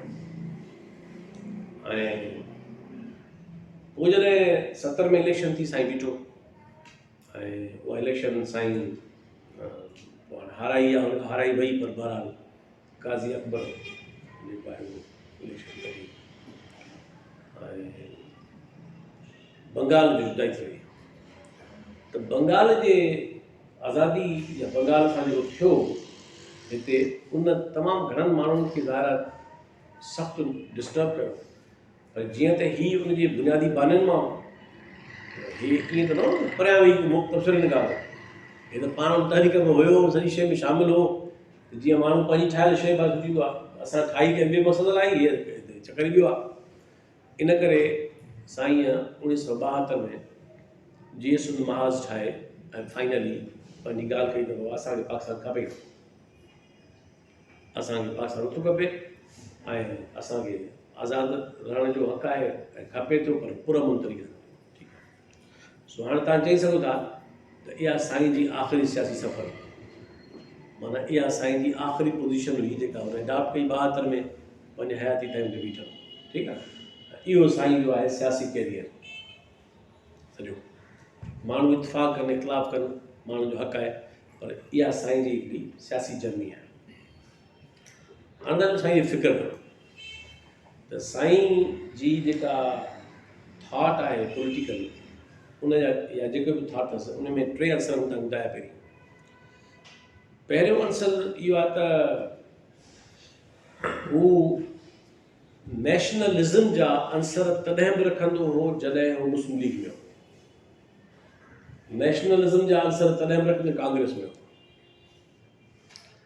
यानी नेशनलिज़म जा अंसर हुन में शुरू खां वठी हुआ। उहा ॿी ॻाल्हि आहे त उहो सेक्युलर नेशनलिज़म न हो। उहो कॾहिं मज़हबी शिकिल में हो, कॾहिं ॿी शिकिल में हो। साईं जी तक़रीर जेका असेंबली में आहे 1943 में 13 मार्च, उहा डोनेशन थियरी ते मबनी आहे मज़हब में से। पर माना साईं वटि कंहिं क्लैरिटी न हुई त जदीद नेशनल छा थींदो आहे, पर हू नेशनलिज़म जा आंसर हुन में हुआ ऐं अञा सेक्युलर कोन थियो आहे। पर बाद में विरहाङे खां पोइ माण्हू पंहिंजे तजुर्बे सां, पंहिंजे इल्म सां, पंहिंजे पढ़ाई सां, सम्झ सां डेवलप थिए थो त साईं जेको विरहाङे खां पोइ वञी ऐं ख़ासि तौर ते दौर 1 यूनिट वारे में जेको पंहिंजी फ़िक्री शिकिल बीहारी सियासी, उन में हू नेशनलिज़म खे बुनियादी पंहिंजी नज़रियो करे खणे थो ऐं उन में हू सेक्युलर नेशनलिज़म जे माइल थिए थो। माना हाणे साईं जो जेको सेक्युलरिज़म आहे उहो मज़हब ते मां निकिरी आयो ऐं हाणे हू प्योरली सेक्युलर नेशनलिज़म जे बुनियाद ते हूंदो। त इन करे हुन जेके बि किताब लिखिया आहिनि बाद उन ज़माने में, उहे सभई सेक्युलर नेशनलिज़म जे बुनियाद ते। इहो फ़र्क़ु आहे। ऐं नेशनलिज़म में हुन ॿियूं कहिड़ियूं अंदरि शयूं कयूं कुझु बुनियादी उहो सम्झणु ज़रूरी तमामु आम आहे। मिसाल तौरु हाणे नेशनलिज़म ज़ाहिर आहे हिकिड़ो सियासी नज़रियो आहे जेको मूं तव्हांखे कल्ह ॿुधायो त उहो बेसिकली पैदावार सरमाएदारी दौर जी आहे। छाकाणि जागीरदारी दौर में क़बाइलियत हूंदी या एम्पायर हूंदी। यानी या त तव्हां वटि जागीरदारी दौर में हेठि ट्राइबलिज़म आहे, हेठि ट्राइब्स आहिनि, या मथे वरी बादशाह वेठो आहे जेको सॼी जेतिरो कब्ज़ो करे उन सॼी जो बादशाह।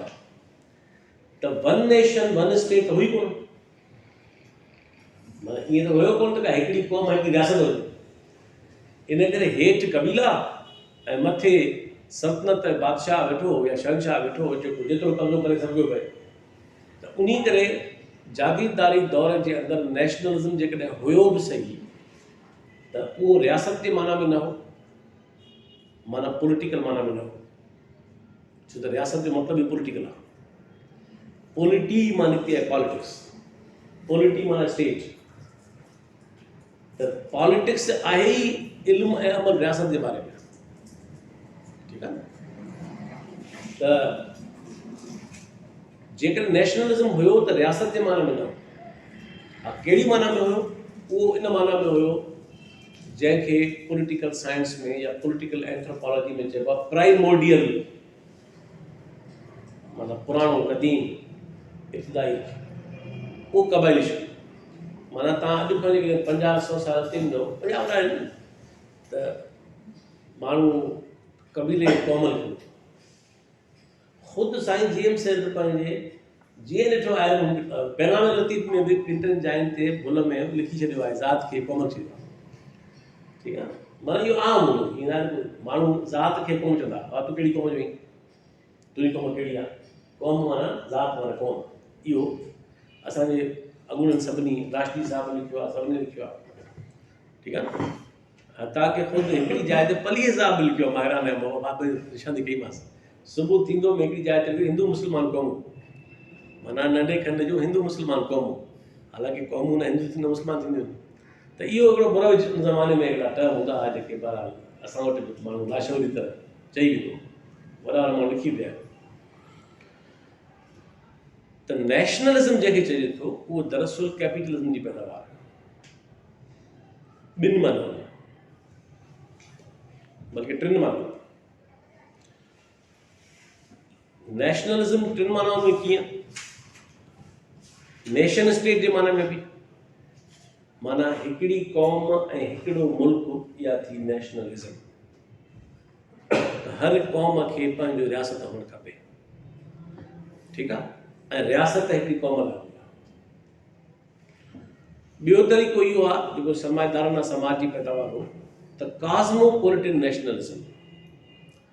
कॉस्मोपॉलिटन जो मतिलबु आहे शहरियत जे बुनियाद ते नेशनलिज़म। माना तव्हांजी क़ौम मज़हब कहिड़ो बि हुजे, ॿोली कहिड़ी बि हुजे, कल्चर कहिड़ो बि हुजे, लिबास कहिड़ो बि हुजे, तव्हां शहरी आहियो कंहिं मुल्क जा, रियासत जा, त तव्हांजी क़ौम आहियो। त अमेरिका में जेके माण्हू रहनि था उन्हनि जी का बि ज़बान खे कहिड़ी आहे, न कल्चर कहिड़ो आहे, न क़ौम का, न नसुल, न रंग, पर उहे हिकिड़ी अमेरिकन नेशन, छो त उहा कॉस्मोपॉलिटन नेशन आहे।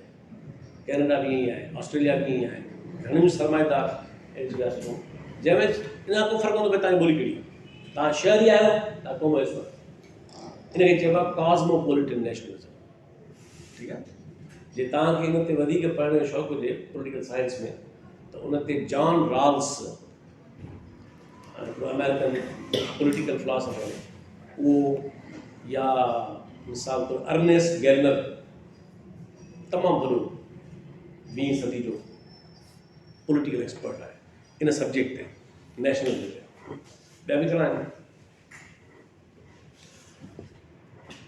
टीं शिकिल इहा आहे नेशनलिज्म जी, त जीअं मिसाल सिंधी क़ौम, मां त सवलो मिसाल ॾियां, सिंधी क़ौम जे अंदरि मादरी ॿोलियूं मुख़्तलिफ़ आहिनि। माना साॻी सिंधी क़ौम जे अंदरि माण्हुनि जी मादरी ॿोली सिंधी आहे, सराइकी आहे, बलोची आहे, जदगाली आहे, बिरोहकी आहे, ऐं डाटकी आहे, मारवाड़ी आहे, पारकरी आहे, कच्छी आहे, गुजराती आहे।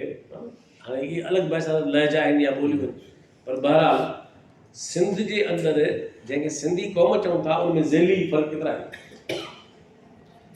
ईअं ई मज़हब जो फ़र्क़ु आहे, हिंदू मुस्लमान बि आहिनि। ठीकु आहे, अच्छा, ईअं ई सकाफ़तुनि जो फ़र्क़ु। लोअर सिंध जी सकाफ़त सफ़ा ॿिए क़िस्म जी आहे, उत्तर सिंध जी माण्हू जी ॾोॾई पंहिंजी आहे, ॿिए क़िस्म जी आहे। उत्तर सिंध जे माण्हू जो कल्चर पंहिंजो आहे, अर्शे पंहिंजी आहे, लाड़ जे माण्हू जो मिज़ाज पंहिंजो आहे, काछी ऐं कोहिस्तान जो मिज़ाज ॿियो आहे, थर जो मिज़ाज ॿियो आहे। ठीकु आहे, माना त ईअं न आहे त कोई हिकिड़ी क़ौम आहे त अंदरि कल्चर त साॻिया आहिनि। हिकिड़ी क़ौम जे अंदरि कल्चरनि जी वैराइटी आहे, पर उहा तॾहिं ॿी क़ौम आहे। इहा छा आहे, इहा पॉलिटिकल सेंस में नेशन आहे। माना ही सिंधी क़ौम नस्ली तरह हिकिड़ी क़ौम न आहे। केॾां दरावड़, केॾां बलोच, केॾां समाट, केॾां सैयद, केॾां ॿाहिरां आयल माण्हू, इहे सभु जो ॾिसो न आहे हिकिड़ो। मज़हब बि साॻियो न आहे, कल्चर बि साॻियो न आहे, ज़ेली फ़र्क़ु आहे।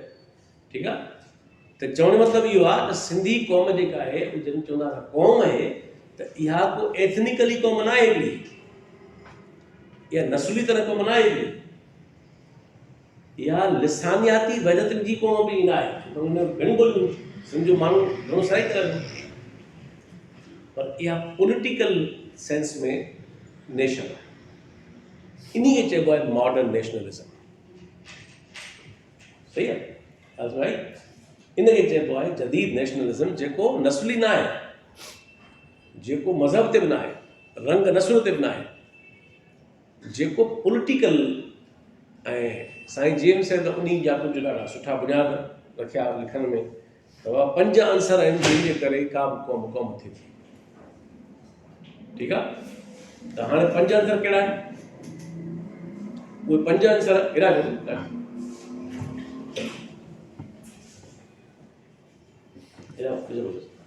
उहे 5 अंसर कहिड़ा आहिनि।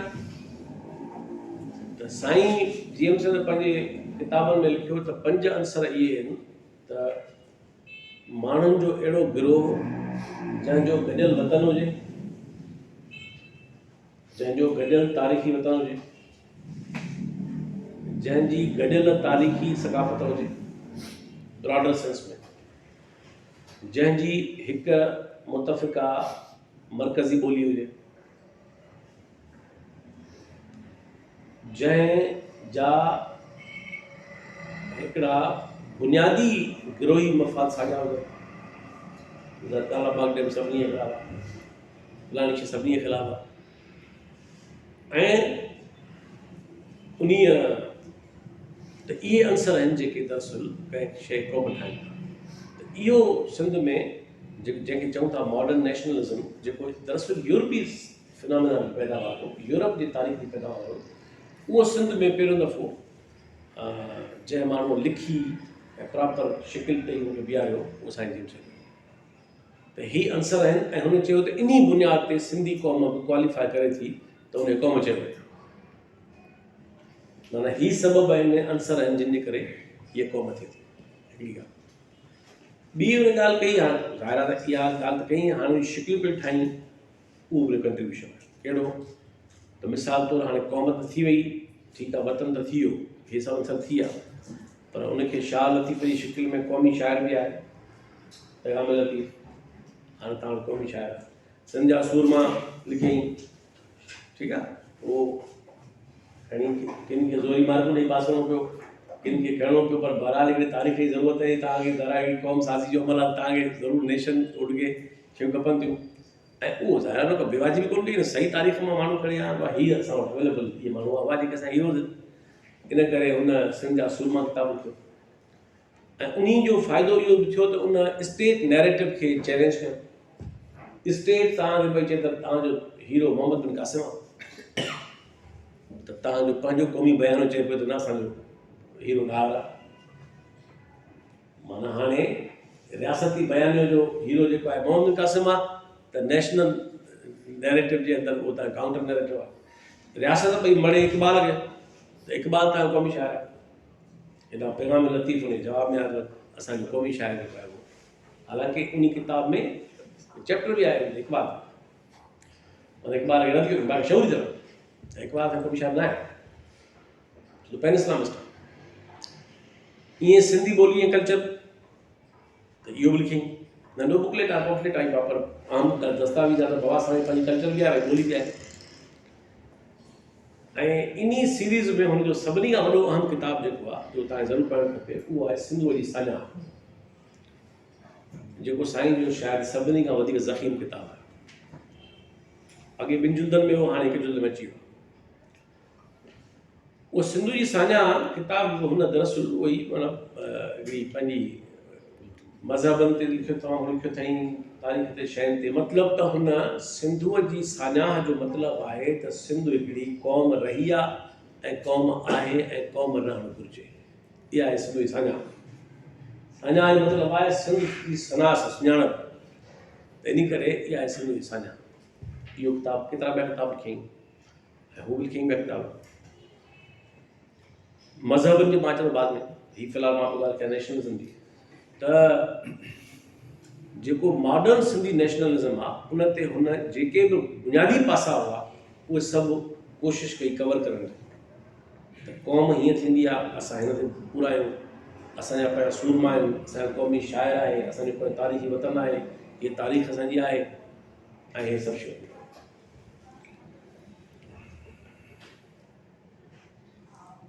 ऐं उन में हिकिड़ो दिलचस्पु तजुर्बो कयो, जेको आम त ज़िक्र नथो अचे, उहो मूं पंहिंजी किताब लिखियो आहे। कहिड़ो त हाणे ज़ाहिर आहे सिंध जी आबादी जो अक्सरती आबादी जो मुस्लमान मज़हब थी वियो आहे, इस्लाम मज़हब आहे, ऐं हेॾा हिंदू मज़हब बि आहे, पुराणो क़दीम तरीक़ो, की ॿिया मज़हब जा माण्हू बि आहिनि। पर साईं हिकिड़ी वॾी हुन में हिकिड़ी दिलचस्पु हल कढियो आहे। हाणे बजाए जो हाणे सिंध जा वतन ते हिकिड़ो थी वियो, ॿिया सभु थी विया पासा, त भला पोइ सिंध जे माण्हुनि जो अक़ीदा त माण्हू घुराइजी वेंदो, मुस्लमान इन करे सिंधूअ जे साञा किताब में पैगाम सिंध खे बार बार लफ़्ज़ खे वधायो आहे, त सिंध जो जेको बुनियादी जेको दरअसल आहे उहो पैगाम सिंध आहे, उहो तसव्वुफ़ आहे। उन में हिंदू बि फिट आहे, मुस्लमान फिट आहे। इन करे हुन इहा हिकिड़ी तावील करे उहा हिकिड़ी शइ ठाहिबी आहे। इहा दिलचस्पु आहे। हाणे जो ॿी ॻाल्हि आहे, उहो साईं जो मेटाफिज़िकल जेको नुक़्ते नज़र आहे। हाणे ज़ाहिर आहे त साईं हिकिड़े मज़हबी बैकग्राउंड में आहे, कट्टर मज़हबी बैकग्राउंड, कट्टर जेतिरो सभु चई सघोसि। साईंअ खे ॿिनि शयुनि उतां कढण में मदद कई मज़हबी तनज़री मां। हिकिड़ी हुनजी पंहिंजी जुस्तजू या क्रिटिकल माइंड, हू क्रिटिकल थिंकर हो, इन करे हुनखे पंहिंजी रहनुमाई पंहिंजे शौक़ कई, ग़ैर मुतमिन रहणु, अञा तलाश त सही ॻाल्हि कहिड़ी आहे, कहिड़ी आहे, कहिड़ी आहे।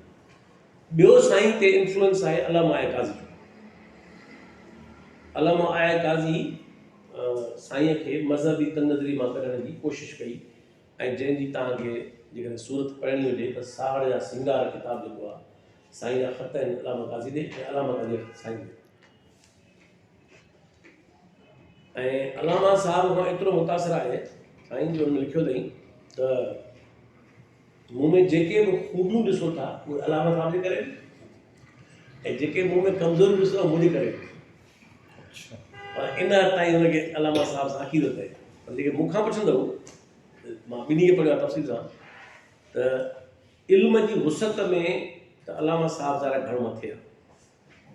छो ज़रा अलामा साहब जो कमु इहो हुन को सियासत कोन कई ॿिया कमु कोन कया सॼी ज़िंदगी पढ़ियो ऐं लिखे ई कोन घणो त इन करे अलामा साहब जो मुतालियो तमामु वसी आहे शक न आहे।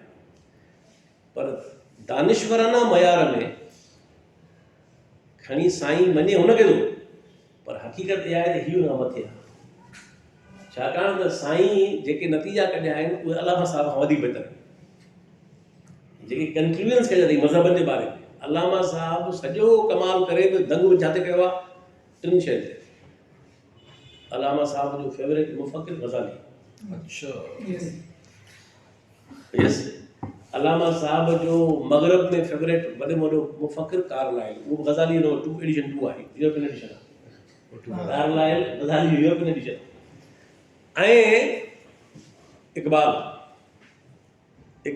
हालांकि इक़बाल ऐं अलामा साहब दोस्त आहे पर अलामा इक़बाल ऐं काज़ी साहब हिकिड़ी उमिरि जा ऐं गॾु बि रहिया इंग्लैंड में ऐं लिखियो अथई गॾिजी वेंदा हुआसीं लेक्चर ॿुधणु यूनिवर्सिटियुनि में फ़लसफ़े में त इन करे पाण दोस्त बि हुआ ऐं हिकिड़ी उमिरि जा। पर साईं जी एम सिंध इक़बाल जा खंदा खणी छॾिया आहिनि ऐं अलामा साहब जी हर तहरीर में इक़बाल जे कोट न करे मुमकिन न आहे।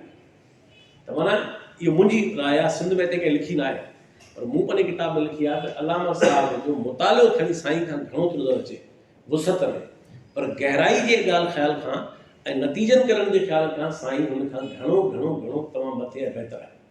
छाकाणि साईं जा नतीजा हुन खां घणो बहितर आहे क्वालिटी में। सो पर बहरहाल साईं खे मज़हब मां ॿिनि शयुनि कढियो पंहिंजी क्रिटिकल इंक्वायरी ऐं अलामा साहब छो त अलामा साहब हुनखे मज़हबी इंतिहा पसंदी मां कढियो इहो हुनजो घटि कंट्रीब्यूशन आहे। हाणे जेको साईं जो जेको फ़िक्र जो ॿियो नुक़्तो आहे उहो इहो आहे त साईं लिखियो आहे त मां शुरूआति इन ॻाल्हि सां कई मज़हबी हूंदे त असल में हक़ु सच छा आहे।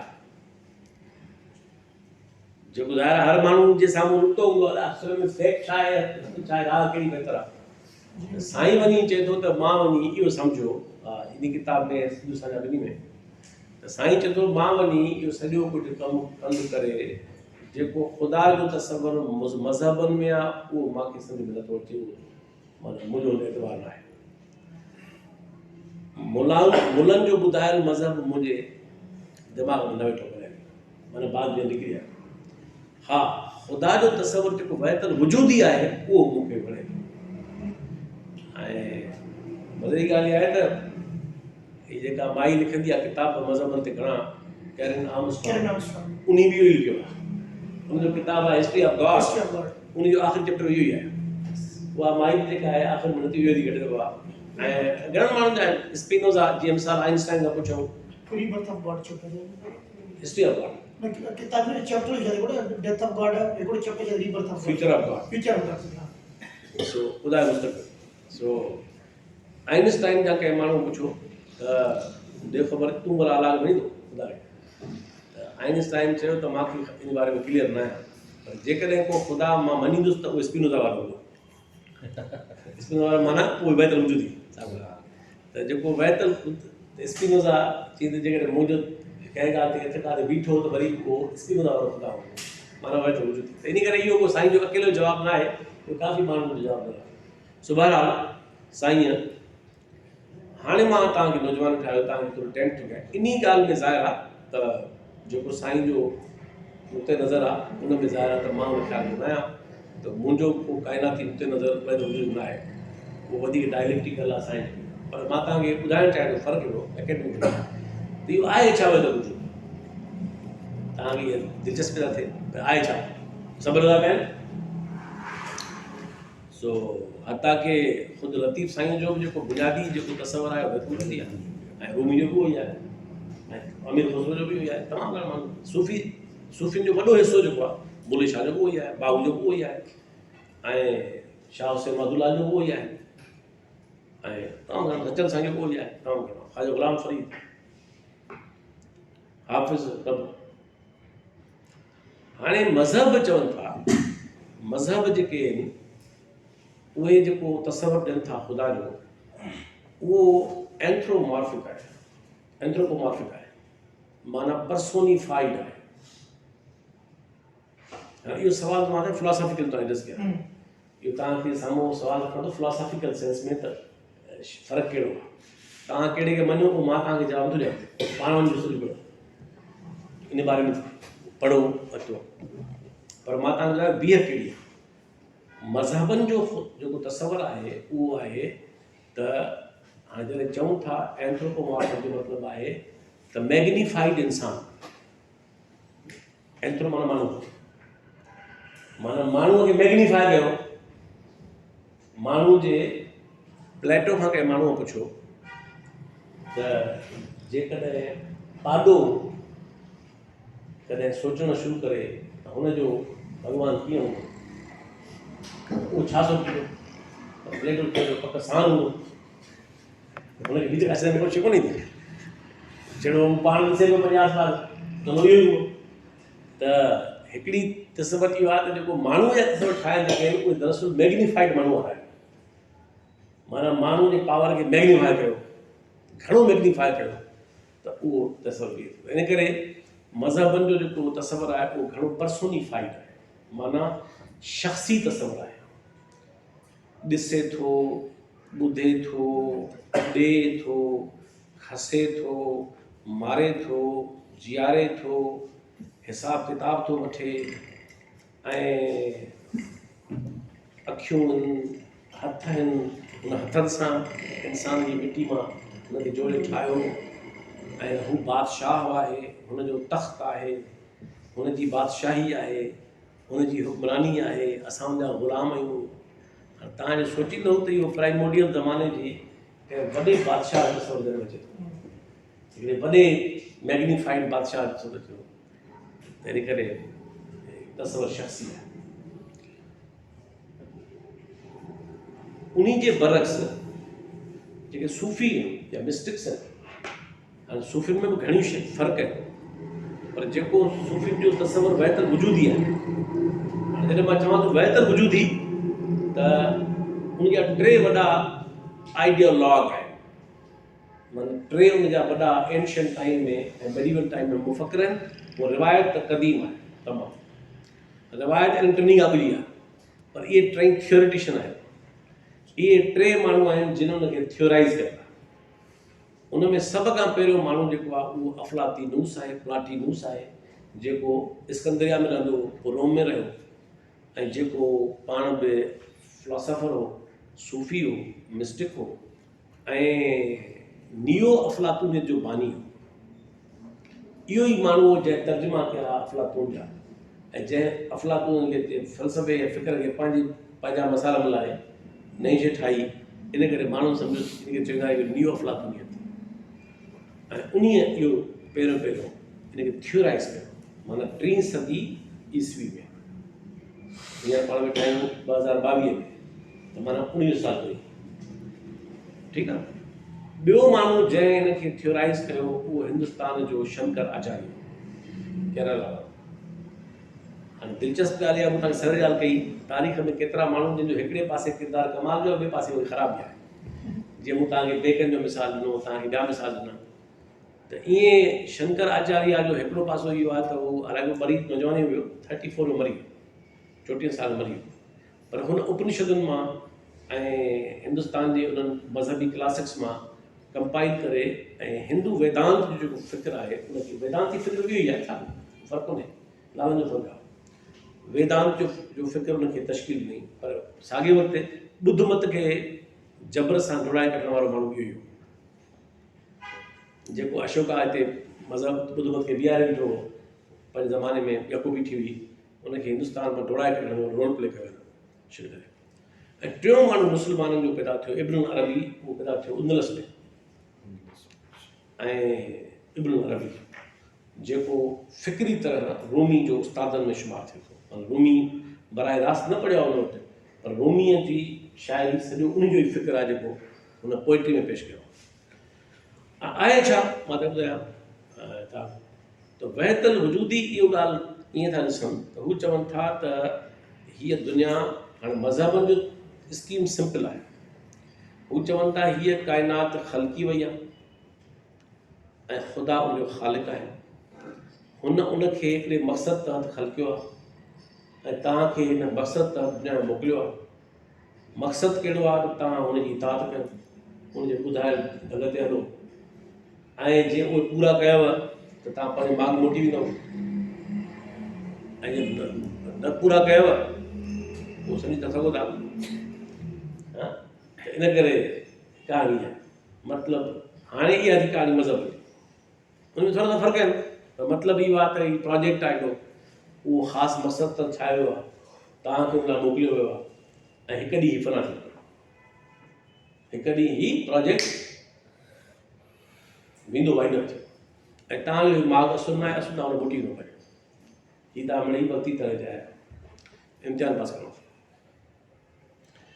इहा थी स्टोरी मज़हब जी, थोरी थोरी फ़र्क़ु सां, पर क्रक्स इहो ई आहे। पोइ हाणे नुरगुज चओसि, सुरगुज चओसि, जन्नत दोज़ख चओसि, ॻाल्हि त उहा ई आहे, अखरनि जो फ़र्क़ु आहे।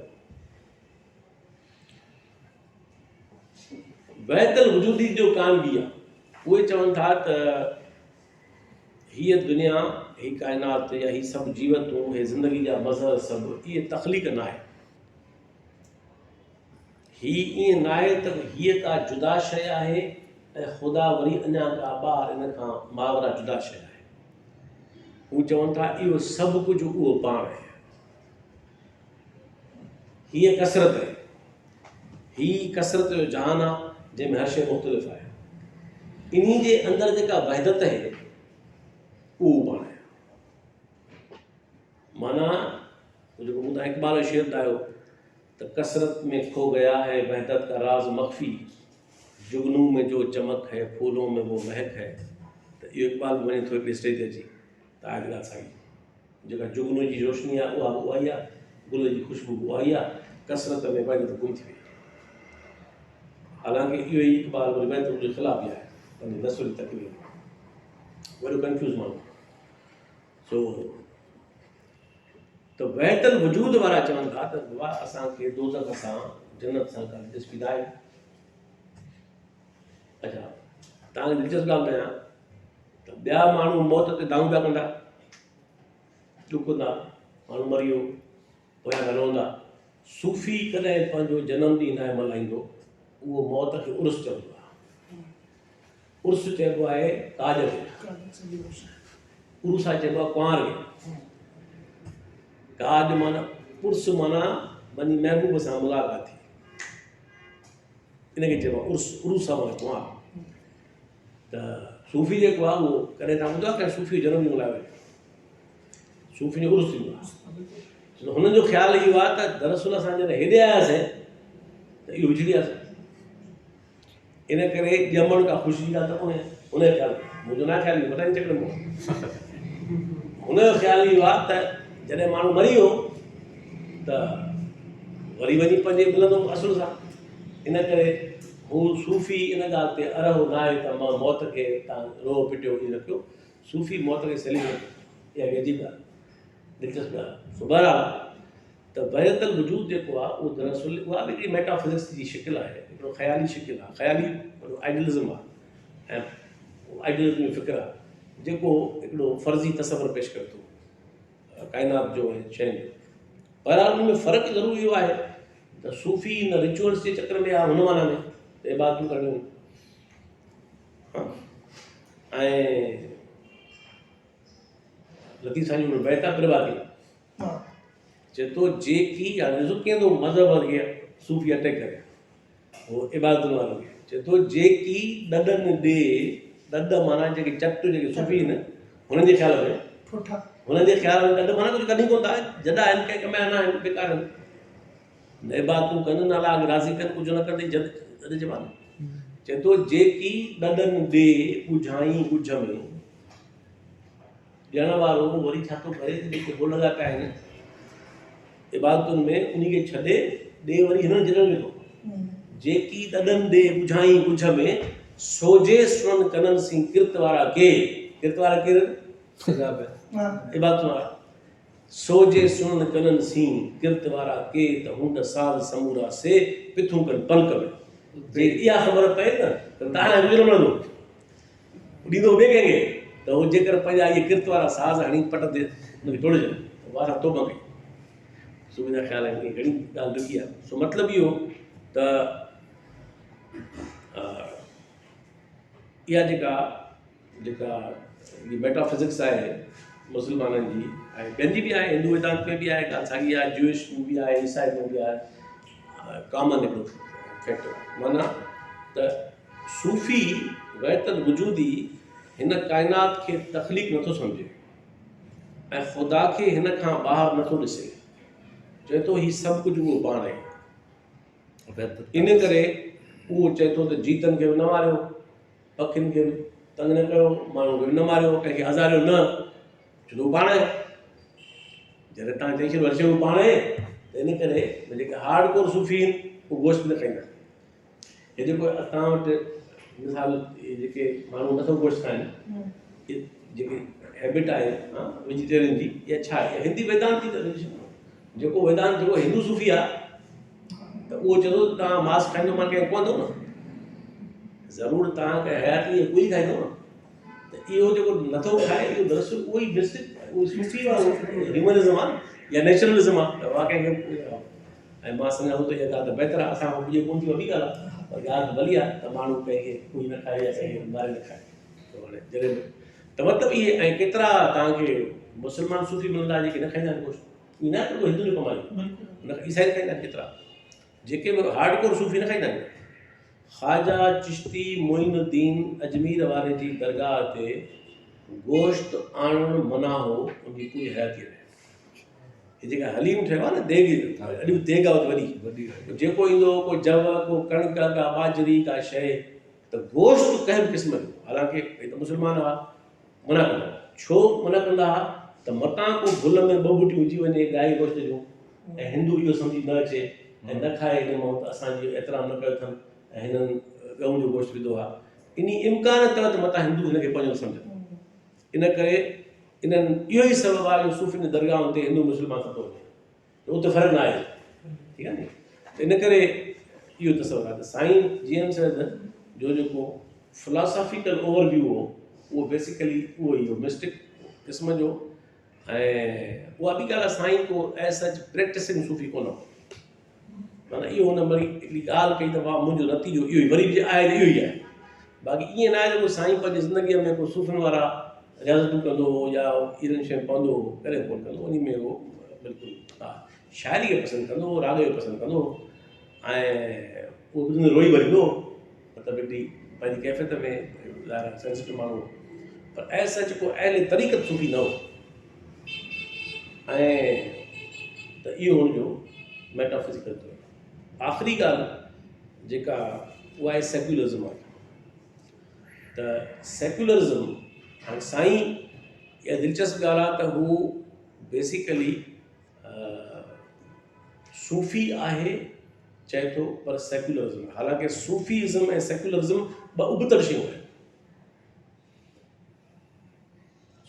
सेक्युलरिज़म जो मतिलबु आहे हिन दुनिया सां मुहबत करणु ऐं तसव्वुफ़ जो बुनियादी नुक़्तो आहे दुनिया सां मुहबत न करणु छाकाणि त मुहबत तव्हां हिकिड़ी करे सघो था जे हिन थांव में जाइ हिकिड़ी आहे जे तव्हांजे दिलि जे थांव में दुनिया वेही रही त पोइ ख़ुदा कोन ठीकु आहे इन करे तसव्वुफ़ ऐं सेक्युलरिज़म ॿ मुतज़ाद फ़िक्र आहिनि इहा माण्हू ग़लति फहमी आहे हिकिड़ी शइ आहे असां वटि में जेको ऐं सूफ़ी ऐं सेक्युलरिज़म बसि सूफ़ीज़म ॿी शइ आहे सेक्युलरिज़म ॿी शइ आहे सेक्युलरिज़म जो मतिलबु ग़ज़ाली जो हिकिड़ो दिलचस्प कौल आहे ग़ज़ाली साम्हूं जेके माण्हुनि ते मूंखे सख़्तु ज़िंदगी में तनक़ीद में त उन्हनि ग़ज़ाली आहे ऐं पर उन ॻाल्हि ॿुधो माण्हू जो सिर रुलाइणो हुजे त ॻाल्हि ॿुधो आहे ग़ज़ाली पाण सूफ़ी थी वियो आख़िर 10 साल सूफ़ी हो पहिरियों मज़हबी आलिम हो ग़ज़ाली खां कंहिं माण्हू पुछियो त तुंहिंजी नज़र में आइडियल लाइफ जो तस्वर छा आहे?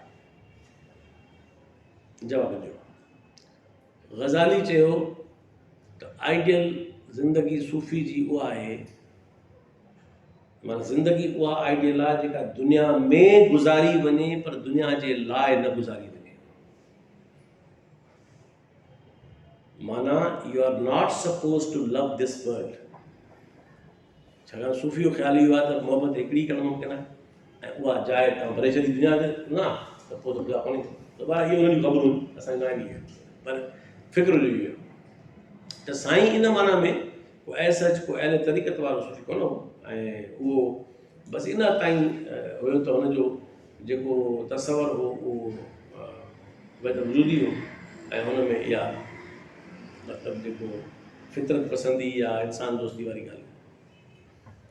पर जेका सेकुलरिज़म वारी ॻाल्हि आहे उहा ॻाल्हि ॾाढी दिलचस्प आहे त साईं इन ॻाल्हि में वरी टई हिकिड़े ई पेज ते आहिनि, टे मुख़्तलिफ़ सिंध आहे मुफ़क़र जेको मकल हंगर आहिनि। पलीअ साहिब बि सेकुलरिस्ट आहे, जोय साहिब स्टांड सेकुलरिस्ट आहे ऐं साईं बि मुकमल सेकुलरिस्ट आहे। त इहा इन में फ़र्क़नि जे बावजूदु हिकिड़ी इहा शइ हिन में कॉमन बि आहे। हाणे आख़िरी टाइम बचियो आहे त मां तव्हांखे हुन त सेकुलरिज़म छा आहे मुख़्तसिर लफ़्ज़नि में। ऐं जेको लफ़्ज़ आहे सेकुलरिज़म इहो लातीनी ॿोली जो लफ़्ज़ आहे। उहो लफ़्ज़ आहे सेकुल माना दुनिया। सेकुलरिज़म माना त लफ़्ज़नि मां ज़ाहिर आहे त दुनिया जे बाबति को नज़रियो, माना हिन दुनिया जे बारे में असांजो नुक़्ते नज़र कहिड़ो आहे। इहा माना अञा सवलो कयासीं त दुनवी नुक़्ते नज़र या दुनियाई तव्हांजो पॉइंट ऑफ व्यू। त इन करे हाणे सेकुलरिज़म जो जेको फ़िक्र आहे उहो बि प्रॉपर थ्योराइज़ थियो आहे सही माना में 19वीं सदी में। ठीकु आहे। ऐं हालांकि 17वीं जे आख़िर में बि उनजा आसार आहिनि जो जॉन लॉक सेकुलर थिंकर आहे जो ब्रिटिश एम्पिरिसिस्ट हो। त सेकुलर तसवर त क़दीम ज़माने खां हले थो। मिसाल एपिक्यूरस बि मुंहिंजी नज़र में सेकुलर आहे, लिक्रेशियस बि सेकुलर आहे, डेमोक्रिटस बि सेकुलर आहे ऐं ल्यूसिफस बि सेकुलर आहे। ॿिया केतिरा फ़लसफ़ी आहिनि जेके दुनिया जे बारे में इहे सेकुलर चइबा। हता के मां सम्झां थो त जेके मज़हबनि जे अंदरि बि दुनियावी पासा आहिनि उहे बि जेके दुनिया जे लाइ तव्हांखे का पॉलिसी सम्झाइनि था या तव्हां जेको रवैयो डेवलप कनि था त ॻाल्हि त सेकुलर थी, दुनिया जे बारे में जेका ॻाल्हि हूंदी। इन करे क़दीम ऐं विचोले ज़माने में त उन जूं घणियूं शिकिलियूं आहिनि। पर जेकॾहिं तव्हां उनखे मॉडर्न फॉर्म में जेकी ॻाल्हि था कयूं असां हाणे जेको मॉडर्न सेकुलरिज़म आहे जेको दरअसल पैदावार छाजी हो तव्हांखे ॿुधायो हो, पैदावार हो मॉडर्निटी, जदीदियत जी पैदावार हो, सनअती इनक़लाब जी पैदावार हो, सरमाएदारी जी पैदावार हो या एज ऑफ रिज़न जी पैदावार हो। सभिनी जी शइ जो अमल दख़ल हो ऐं इहो वाहिद अंसर हो जेको सोशलिज़म बि उन मां खणी कैरी ऑन कयो। न त कैपिटलिज़म ऐं मार्क्सिज़म में वॾा बुनियादी फ़र्क़ु आहिनि, पर इहो अंसर उन्हनि बि उन मां खयो। ठीकु आहे। ऐं घणा अंसर ॿिया बि खयां पर इहो बि खयो सेकुलरिज़म। त हाणे सेकुलरिज़म जा बुनियादी तरह टे पासा टे। तव्हां मतां सम्झो त हर शइ जो हल सेकुलरिज़म में आहे, ईअं न आहे। हर मसइले जो हल तव्हां का ॻोल्हियो, ईअं न आहे। हे हर मर्ज़ जो इलाजु आहे, ईअं न आहे। सेकुलरिज़म सां तबक़ाती समाज कोन रहंदो, उते हल कोन्हे। सेकुलरिज़म मां मुआशी बहरान कोन ईंदो। सेकुलरिज़म मां तव्हांजा फ़िक्री बहरान कोन हल थींदा। सेकुलरिज़म में तमामु घणनि शयुनि जो ज़िक्र कोन्हे, उहो फ़क़ति टिनि नुक़्तनि ते वधल आहे। इन करे उन सां अजायूं तवक़ुआत वाबस्ता न करणु खपनि। जेके शयूं उन में आहिनि उते ई रहणु खपे। हीअ इन शयुनि लाइ टे आहे। उहे टे शयूं कहिड़ियूं आहिनि? सभ खां पहिरीं ॻाल्हि इहा आहे त जीअं पंहिंजे नाले में ज़ाहिर आहे त दुनिया खे पंहिंजो कयो वञे, दुनिया सां दिलि लॻाई वञे, दुनिया खे रीक्लेम कयो वञे ऐं अञा सभ खां हाईएस्ट फॉर्म त दुनिया खे तब्दील कयो वञे। माना टोटली हिन दुनिया जे बारे में तव्हांजो नुक़्ते नज़र आहे। हाणे तव्हां चई सघो था त एॾी ज़रूरत कहिड़ी पेश आई आहे, छो आख़िर इहा तव्हांखे ज़रूरत पेश आई इहा ॻाल्हि करियो। उनजो सबबु इहो आहे त हज़ारे सालनि खां वठी जेके रामनगर आहिनि पीके वारा, पीके रामनगर हा सोलो कमु करे छॾियो, उन्हनि माण्हुनि खे पटियूं पढ़ायूं त बाबा ही दुनिया कुझु बि न आहे, हे कुझु बि न आहे, बसि मां चवां थो इहो मार्ग आहे, भई बस स्टॉप आहे। हाणे तव्हांखे कहिड़ो वही बस स्टॉप सां दिलि लॻाइणी आहे, तव्हांजो घर को ॿियो आहे, मंज़िल तव्हांजी का ॿी आहे, वञिणो तव्हांखे ॿिए पासे आहे। हाणे हे तव्हां बीठा आहियो बस स्टॉप ते थोरी देरि लाइ, हाणे कहिड़ो वही तव्हां हिन फाड़ा मारियो, त जीअं आहे हलंदो तव्हां पंहिंजा किर्त कयो, इबादतूं कयो, शयूं कयो, पंहिंजा कम कयो, हिन जहान खे हथु ॾियणु ज़रूरत न आहे।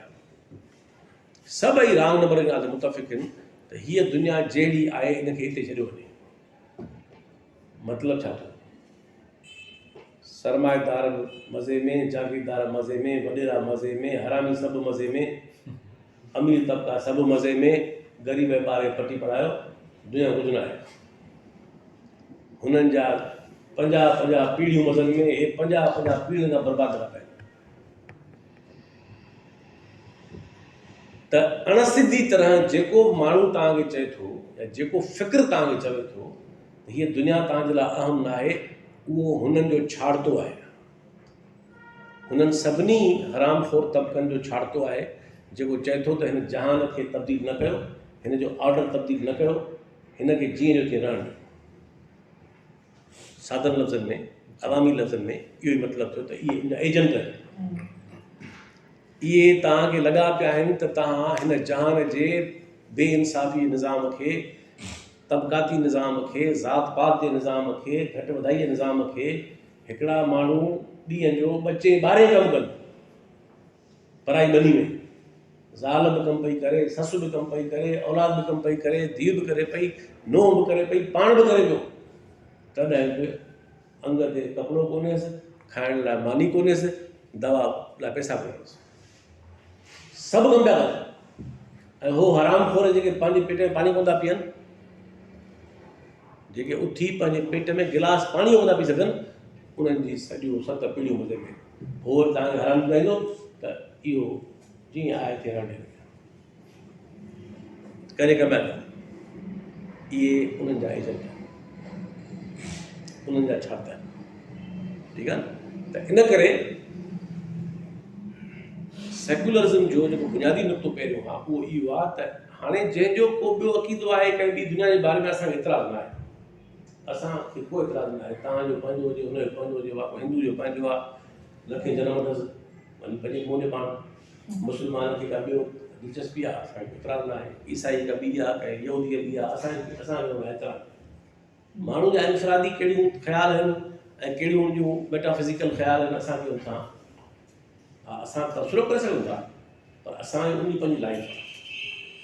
असांजो इन ॻाल्हि सां तालुक़ु आहे त हिन दुनिया सां माण्हू जो तालुक़ु दुरुस्त हुअणु खपे, हिन जहान जो ऑर्डर दुरुस्त हुअणु खपे। ऐं इहो तॾहिं मुमकिन आहे जॾहिं दुनिया सां दिलि लॻाई थिए। तव्हां उहो ॻाल्हि कयो, तव्हां जेकॾहिं कंहिं शइ खे ओन नथा कयो, उहा शइ संभाले रखंदव। जूतो तव्हांखे हुजे, तव्हांखे न वणंदो हुजे, शर्ट हुजे का कपिड़ो हुजे का मामूली शइ हुजे, तव्हांखे न वणंदी, ओन न कंदव, धूड़ पाईंदी।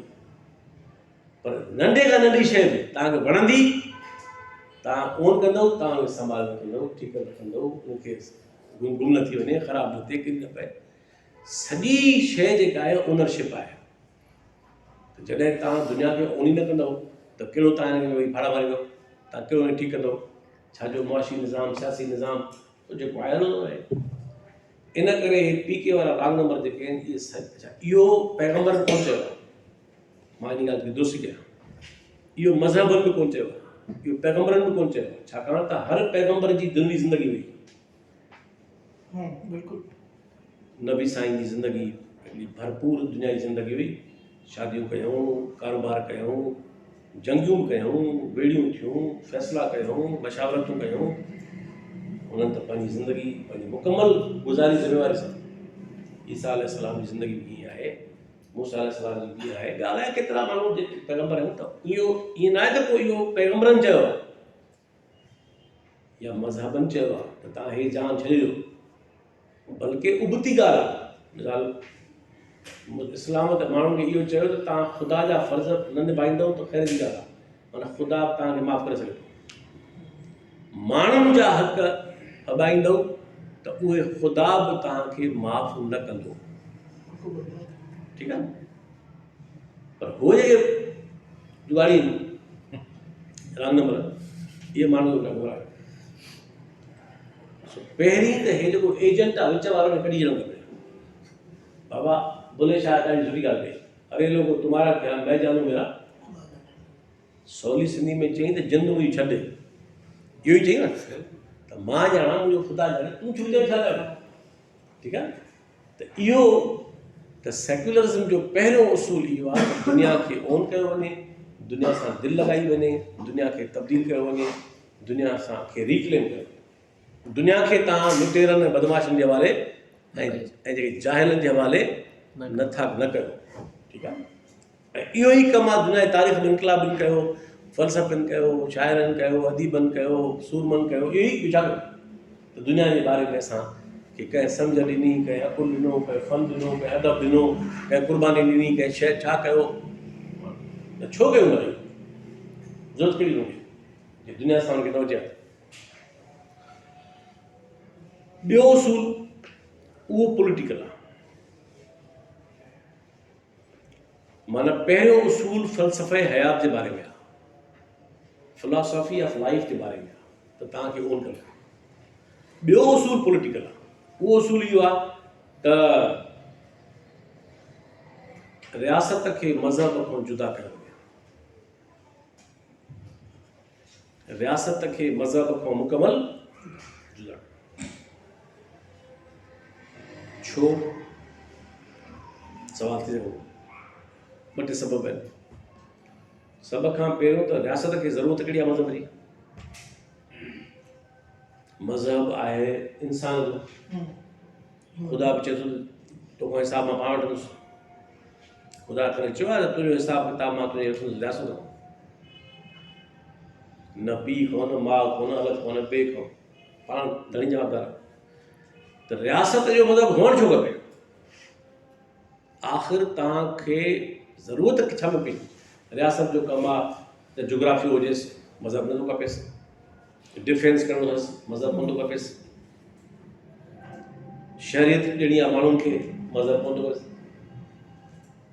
सर्विसिस ॾियणी अथसि, पीअण जो साफ़ पाणी, हेल्थ, एजुकेशन, सभु शयूं मामला, मज़हब जो कमु ई कोन्हे। तालीम हिननि शामिलु करे छॾी आहे, मज़हब जो कमु न खपे। टैक्स सिस्टम आहे, 50 शयूं। इन करे रियासत खे मज़हब जो जुदा कयो। ॿियो सबबु इहो बि आहे त जॾहिं जॾहिं तारीख़ में रियासत ऐं मज़हब गॾाया विया आहिनि, तॾहिं तॾहिं ज़ुल्म, बेइंसाफ़ी ऐं तफ़रीक़ वधी आहे। हिकिड़ो माण्हू वियो मेले में, ॿुधो था, मेले में मज़ा लॻा पिया, हे वरी शौक़ में वियो, उते खीसो कढी वियो मेले में, मोटी वियो आहे त मुंहुं नथो पियोसि।